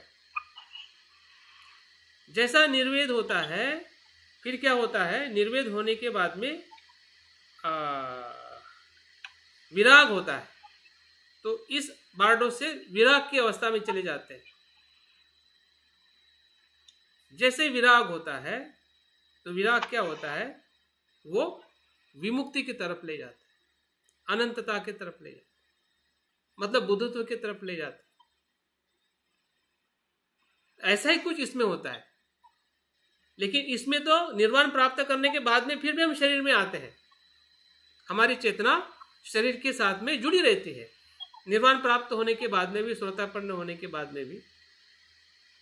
लेकिन उस शरीर के प्रति जो आसक्ति है पूरी तरह से करुणा में रूपांतरित हो जाती है। लेकिन मृत्यु के समय वो चांस नहीं है।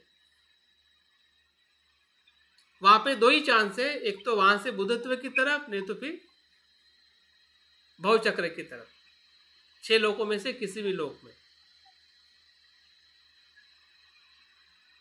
तो इसलिए अभी की जो हमारी बारडो की अवस्था है, जिसे जीवन का बारडो कहते हैं, है ना, ये पहली अवस्था है जिसके बारे में जानने के लिए, समझने के लिए हमें मन की जो भूमिका है, मन का जो एक स्वरूप और उसका कार्य जो है, वो समझने से सभी प्रकार की जो हम साधना कर रहे हैं, जिस मार्ग पे भी हम चल रहे हैं, शील का पालन कर रहे हैं, ध्यान का पालन कर रहे हैं, या जो भी आध्यात्मिक जीवन हम जी रहे हैं, इस जीवन जीने का जो आधार जो है वो मन है।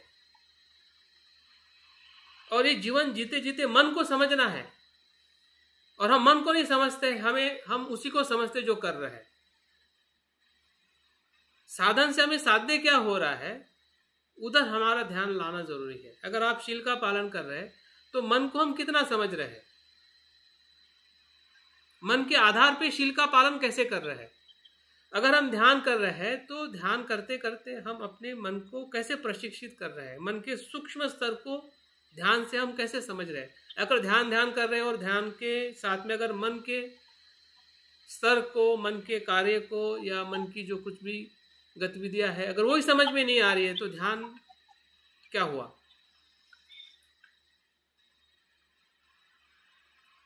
वो ध्यान सही नहीं हुआ ना, क्योंकि हम मन के उस स्वभाव को समझने का प्रयास नहीं कर रहे कि जब हम आनापान सति कर रहे हैं, मैत्री भावना कर रहे हैं, या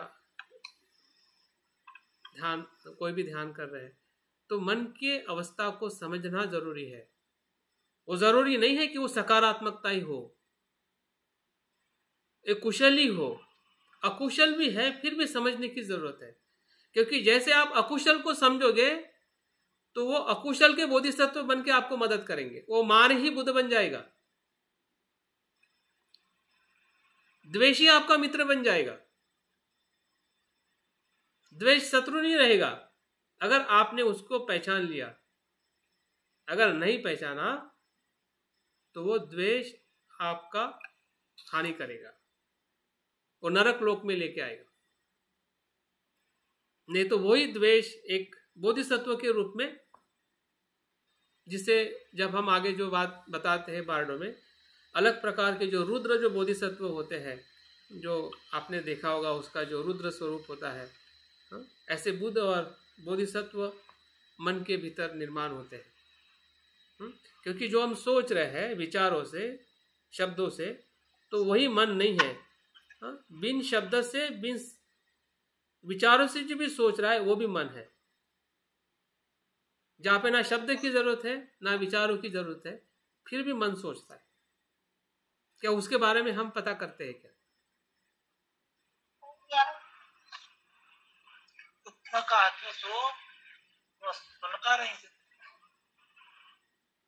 तो ऐसे मन के भीतर या मन के जो अलग विभिन्न जो पहलू जो है, फिर वो 8 प्रकार का विज्ञान हो, जो आलय विज्ञान, क्लिष्ट मनोविज्ञान, मनोविज्ञान के बाकी इंद्रिय के विज्ञान हो,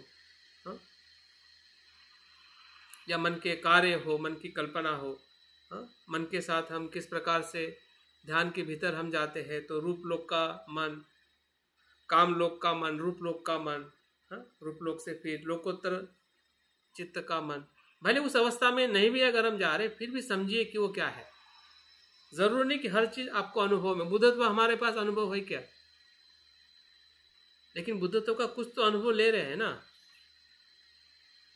लेकिन बुद्धत्व को समझ रहे हैं ना कि बुद्धत्व क्या है, पहचान रहे हैं कि बुद्धत्व ऐसा होता है। अगर आपकी पहचान नहीं होगी तो बुद्धत्व आपके पास में जाएगा, लेकिन आप उसको मदद ना ले पाओगे, ना वो आपको मदद करेगा। अगर आप ही मदद लेने के लिए तैयार नहीं है तो बुद्ध भी मदद नहीं करते। बुद्ध की करुणा कैसी है कि जब आप हाथ देते हैं तो हाथ पकड़ते हैं, जबरदस्ती नहीं करते बुद्ध। अगर आपको बुद्धत्व नहीं चाहिए तो बुद्ध नहीं बोलते कि बुद्धत्व ले लो। आपको अगर देवलोक चाहिए, मनुष्य लोग चाहिए, कि वो ले लो, अगली बार देखेंगे। बुद्ध तब भी है ना? ऐसा नहीं कि बुद्ध अभी है और फिर अगले जन्म में नहीं मिलेंगे। हर जन्म में, हर लोक में बुद्ध मिलेंगे। बुद्ध क्या कर सकते हैं और हमें क्या करना है? बुद्ध तो हमेशा मदद करने के लिए तैयार है, लेकिन हमें मदद लेने की जो प्रक्रिया जो है वो रिकॉग्नाइजेशन से होती है, पहचान से होती है। और पहचान करने के लिए आपकी जो चित्त की जो सूक्ष्म कुछ अनुभूति जो है, उस अनुभूति को हमें ढूंढना है कि हाँ, मुझे ऐसा समझ में आ रहा है, इस जगह पे मैं समझ पा रही हूँ, इस जगह पे समझ नहीं पा रही हूँ, वो भी प्रज्ञा है। अगर आपको समझ में नहीं आ रहा है और आपको समझ में आ रहा है कि मुझे समझ में नहीं आ रहा है, अगर आपको डर लग रहा है और आपको पता चल रहा है कि मुझे डर लग रहा है, तो वो प्रज्ञा है।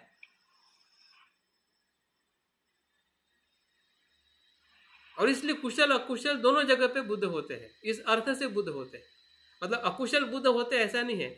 अकुशल के भीतर जो बुद्ध होने की क्षमता के साथ में बुद्ध होते हैं।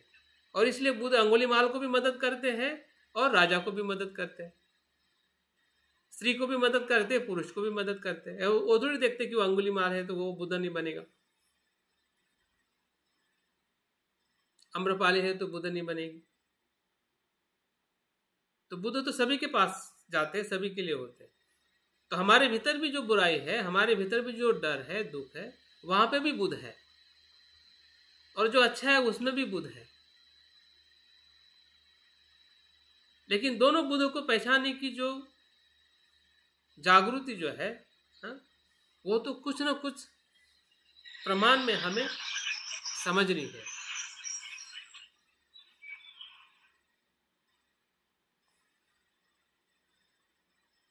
मुझे लगता है कि सबको समझ में आ गया। तो आगे जाने के लिए समझ में आया कि नहीं आया, लेकिन आनंद बहुत आया। समझने में कठिन लग रहा है सर। ये समझ में नहीं आया सर, कुशल में बुद्ध है नहीं है क्या? जी सर, समझ में नहीं आया। नहीं समझ में आ रहा है तो आपको समझ में आया है, तभी तो आप कह रहे हैं कि मुझे समझ में नहीं आया। नहीं तो आप सवाल कैसे पूछते? तो बुराई में बुद्ध ये इसलिए होते हैं कि बुद्ध जो है बुराई में भी अच्छाई देखते हैं कि वो अनित्य है और वो द्वेष जो है मैत्री में बदला जा सकता है। इस अर्थ से बुद्ध वहां पे है। जी सर। अगर आप निराशा में है, चिंता में है, तो चिंता निराशा में भी बुद्ध है, क्योंकि वहां पे भी अगर आप अनित्य भाव, बुद्ध मतलब प्रज्ञा ना, बुद्ध मतलब क्या? प्रज्ञा। और प्रज्ञा मतलब क्या? अनित्य। बिन अनित्य से प्रज्ञा आप बोलोगे तो प्रज्ञा कैसी रहेगी? वो तो झूठ है।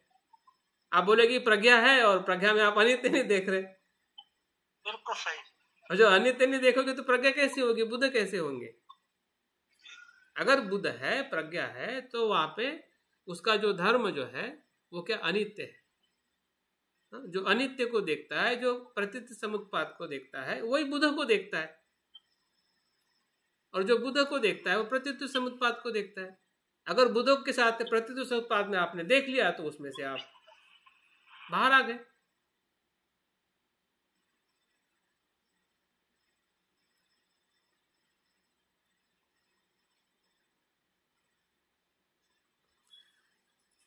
तो मुझे लगता है कि समय भी हो गया है। जिस बार्डो की तरफ मतलब एक बार्डो पे हमने ज़्यादा फोकस किया है, जो 4 प्रकार की बार्डो की अवस्था जो बताई गई है, और ये पारंपरिक रूप में जो बार्डो जो तिब्बत परंपरा में, जैसे कि हमने इतिहास में देखा है कि जो पद्म संभव 8वीं शताब्दी में शिक्षा वहाँ के लोगों को बताते हैं और वहाँ से फिर वो परंपरा पीढ़ी दर पीढ़ी वो कैरी फॉरवर्ड होती है और उसका कोई ऑथेंटिक ऐसा किताब नहीं होता है, लेकिन अपने पीढ़ी दर पीढ़ी के माध्यम से लोगों को, अपने दूसरे जनरेशन को वो इस विषय के बारे में बताते हैं।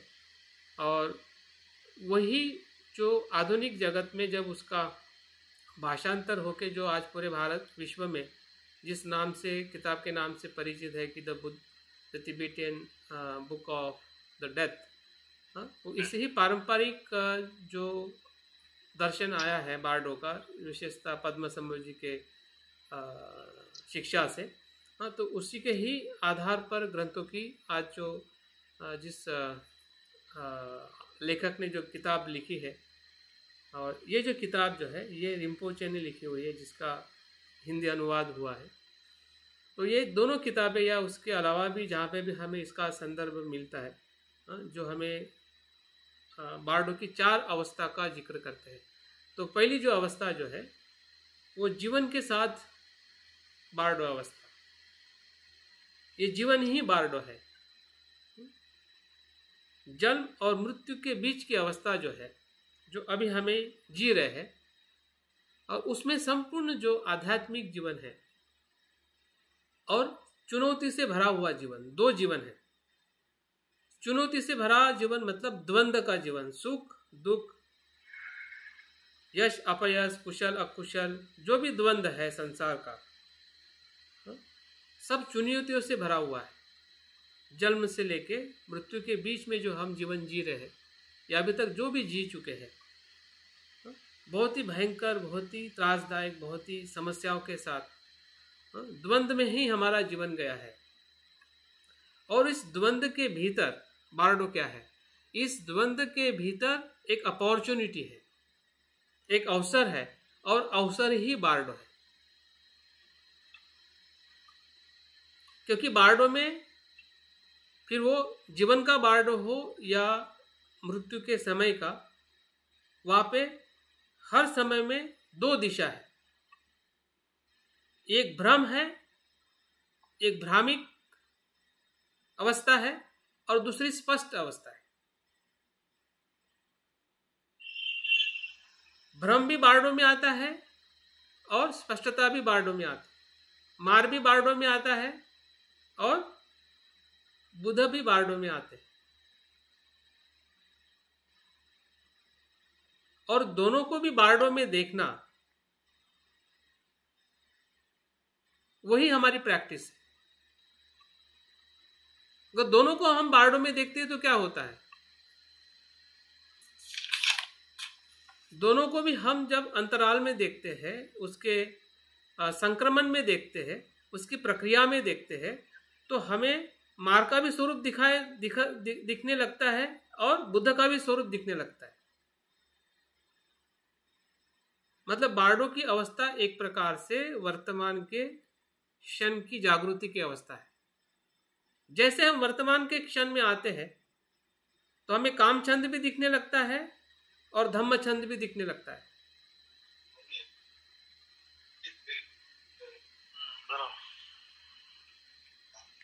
अगर बार्डो में नहीं आते हैं तो हमें एक दिखाई देगा, दूसरा दिखाई नहीं देगा।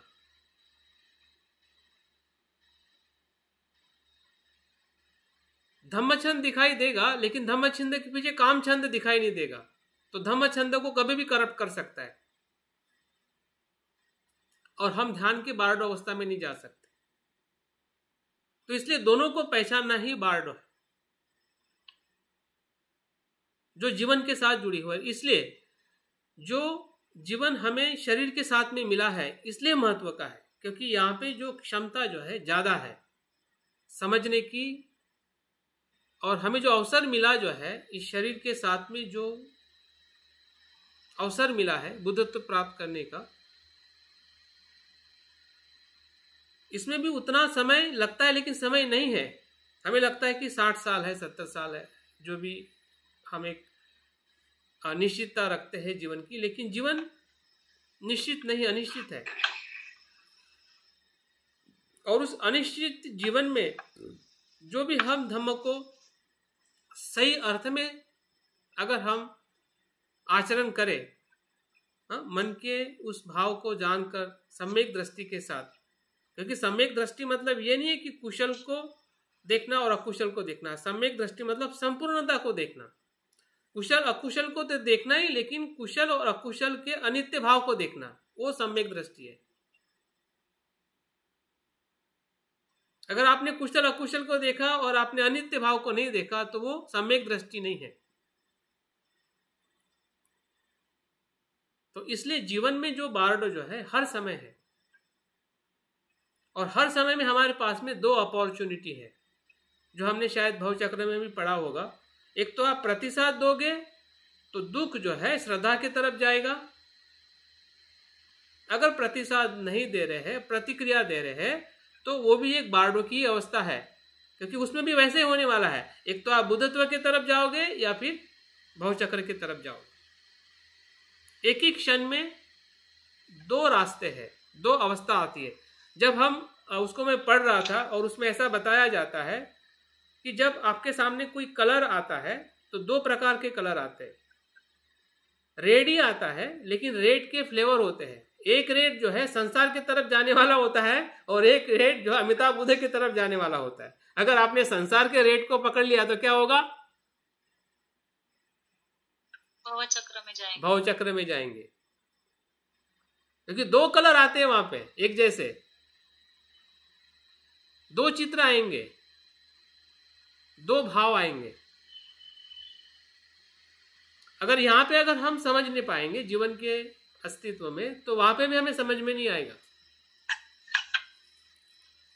लेकिन समझाने के लिए वहां पे एक पूरी क्या कहते हैं पाठशाला निर्माण की है तिबेटियन परंपरा ने, कि उनके गुरु चैंटिंग करते हैं या बहुत सारी जो विधि विधान जो उसके मृत्यु के पास में उनके गुरु सगे संबंधी करते हैं, इसलिए उनकी जो एक पाठशाला है या एक उनका संस्कार है।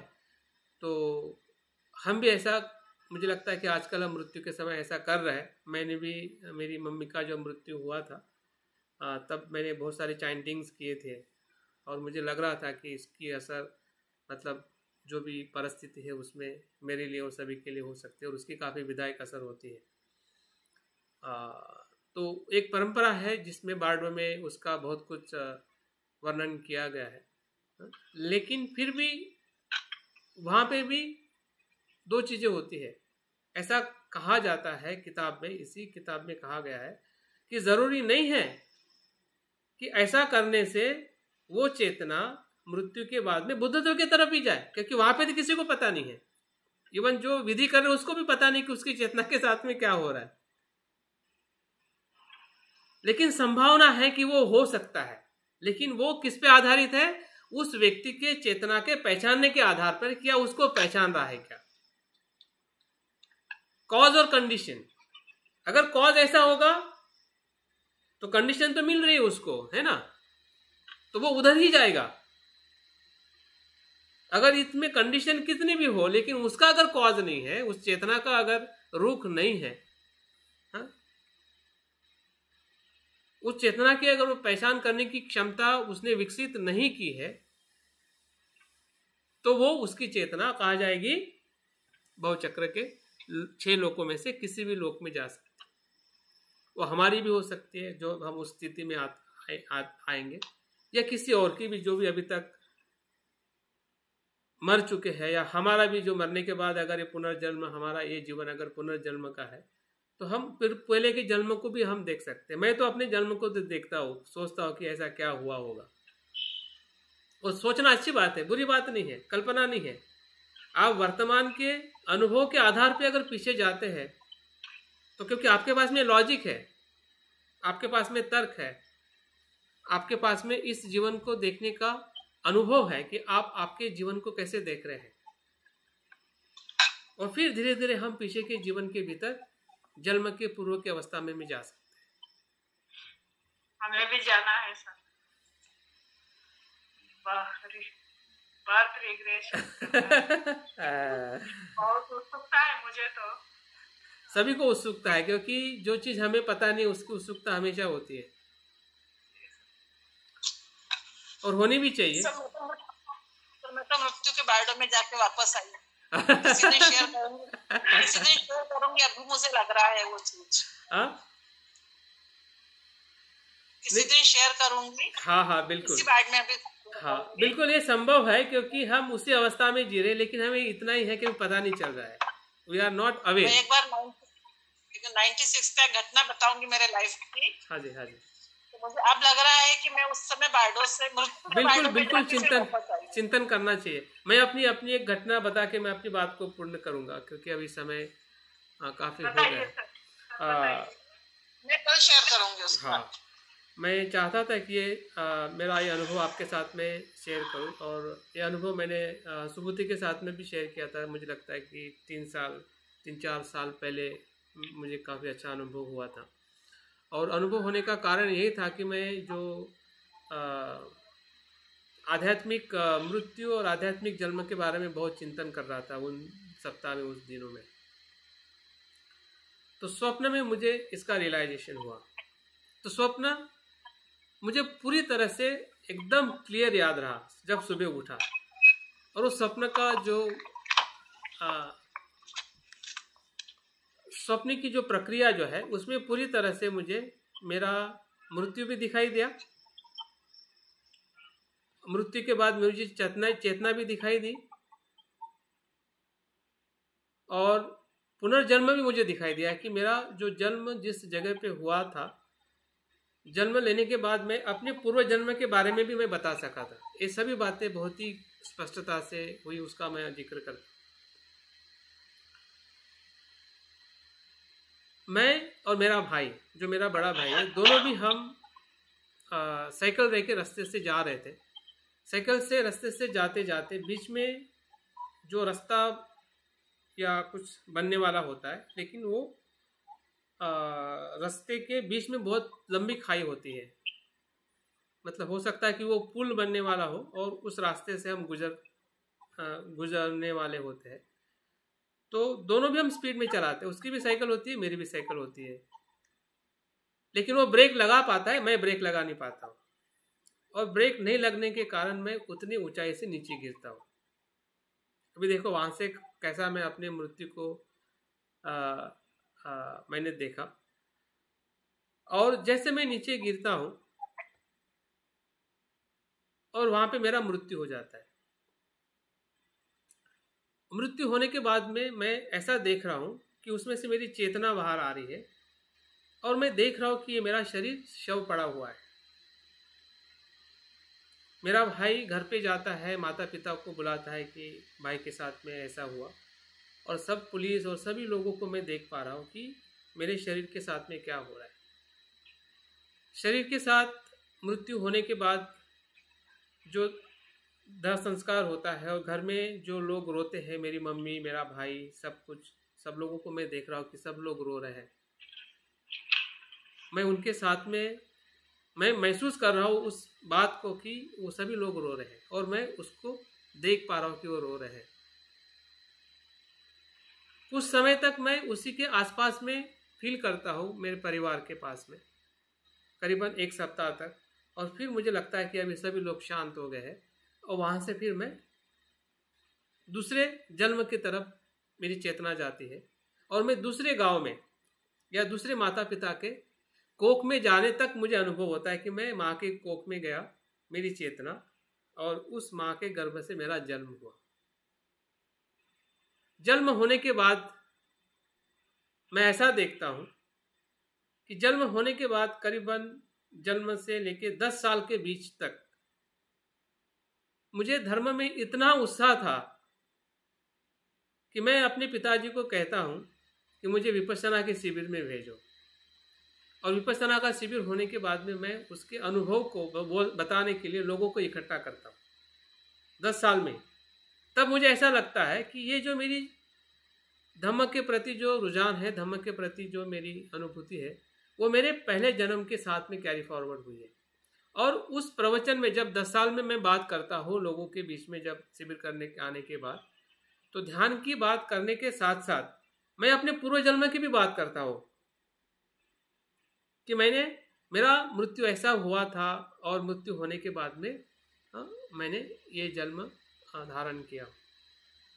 तो ये घटना जो है जहाँ पे जन्म है, चेतना का प्रवास है और फिर से जन्म है, और जन्म लेने के बाद में फिर से पूर्व जन्म की स्मृति है।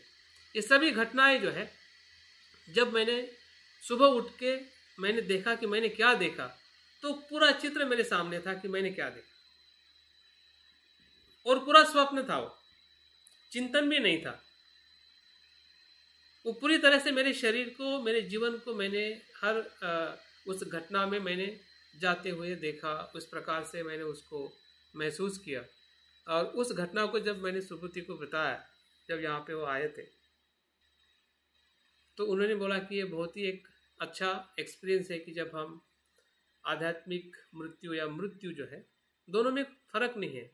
आध्यात्मिक मृत्यु क्या है कि शरीर होते हुए मृत्यु का एहसास, और शारीरिक मृत्यु मतलब डायरेक्ट मृत्यु के बाद में भी वही एहसास। इसमें शरीर होता है, वहाँ पे शरीर नहीं होता है, लेकिन दोनों का अनुभव एक ही है। इस अनुभव में भी बुद्धत्व की तरफ जाते हैं और उस अनुभव में भी बुद्धत्व की तरफ जाते हैं।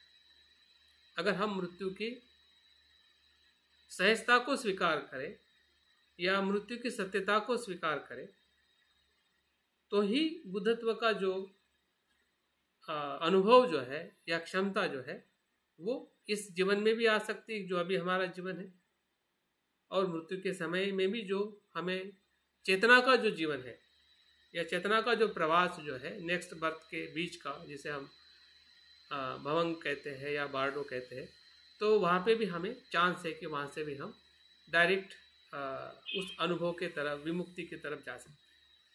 तो ये अनुभव मेरा बहुत ही अच्छा रहा था, और अभी भी मेरे जहान में या मेरे पूरे आध्यात्मिक जीवन में ये अनुभव हमेशा एक प्रेरणा देने वाला अनुभव है कि जो हम सभी को कहीं ना कहीं इस अनुभव से हमें गुजरना है। ऐसे अनुभव हमें ध्यान के माध्यम से हो, स्वप्न के माध्यम से हो, चिंतन के माध्यम से हो, उसको हमें पहचानना है। कभी कभी टूटे अनुभव आते हैं, फिर भी उसको टूटे हुए अनुभव को जोड़ना भी सीखना चाहिए। ज़रूरी नहीं कि वो अनुभव एक साथ में ही हमें आए, कभी एक अनुभव वहाँ पे आएगा, कभी अनुभव वहाँ पे आएगा, तो उसको हमने जोड़ना चाहिए कि अनुभव कहने के एक दूसरे के साथ में जुड़ा हुआ है। वहाँ से भी हमें पूरी तरह से एक उसकी सम्यक दृष्टि जो है वो हमें प्राप्त हो सकती है। तो मुझे लगता है कि अनुभव से हम इस बार्डो की अवस्था क्या हो सकती है या कैसे उसको हम देख सकते हैं। तो आपका अभी का जो अनुभव है, आपका रीबर्थ हुआ ऐसा लगता है हमें तो। नहीं, मुझे तो लगता है मैं तो देखता हूँ मेरे भीतर आपको बुद्धत्व प्राप्त हो गया है सभी को हुआ है। देखो, अगर आप मुझ में देख रहे हैं, इसका मतलब आप में देखने की क्षमता है, तभी तो देख रहे हैं ना। वो भी है।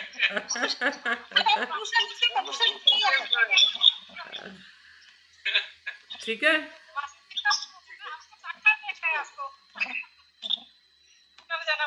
हाँ, पुनर्जन्म में हम मिले होंगे, सही बात है। नाम अलग होगा, रूप अलग होगा, है ना, लेकिन जगह यही होगी, हम बहुत आसपास में होंगे, इर्द गिर्द होंगे हम।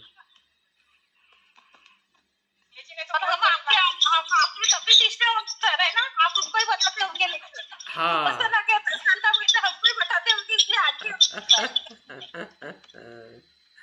चलिए, बहुत बहुत धन्यवाद।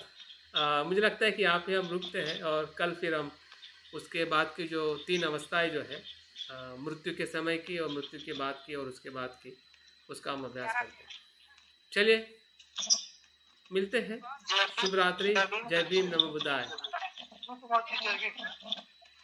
और स्वप्न देखना भी बार्डो है, इसलिए स्वप्न देखिए और बार्डो में जाइए।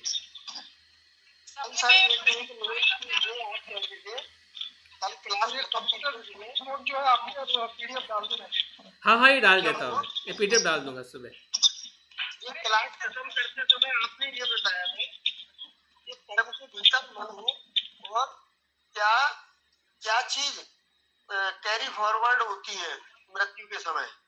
हाँ हाँ। तो इस चर्चा से वो समाधान हुआ क्या? किसका? मेरा? आपने ये प्रश्न के साथ छोड़ा था ना कल क्लास। हाँ हाँ। तो क्या कल यहीं से शुरू करेंगे? तो आपने आगे से शुरू कर दिया। नहीं, वो आगे का मन के बारे में बोला था ना, मन से शुरुआत करेंगे।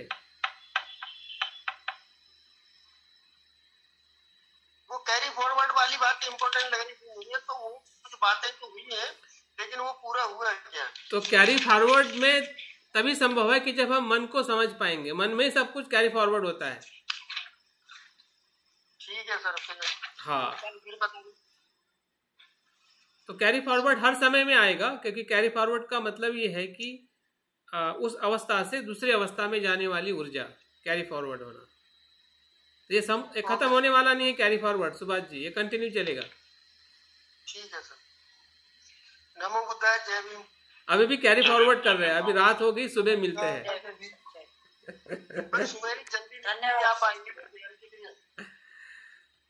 जय भीम, जय भीम, शुभ रात्रि। चलिए।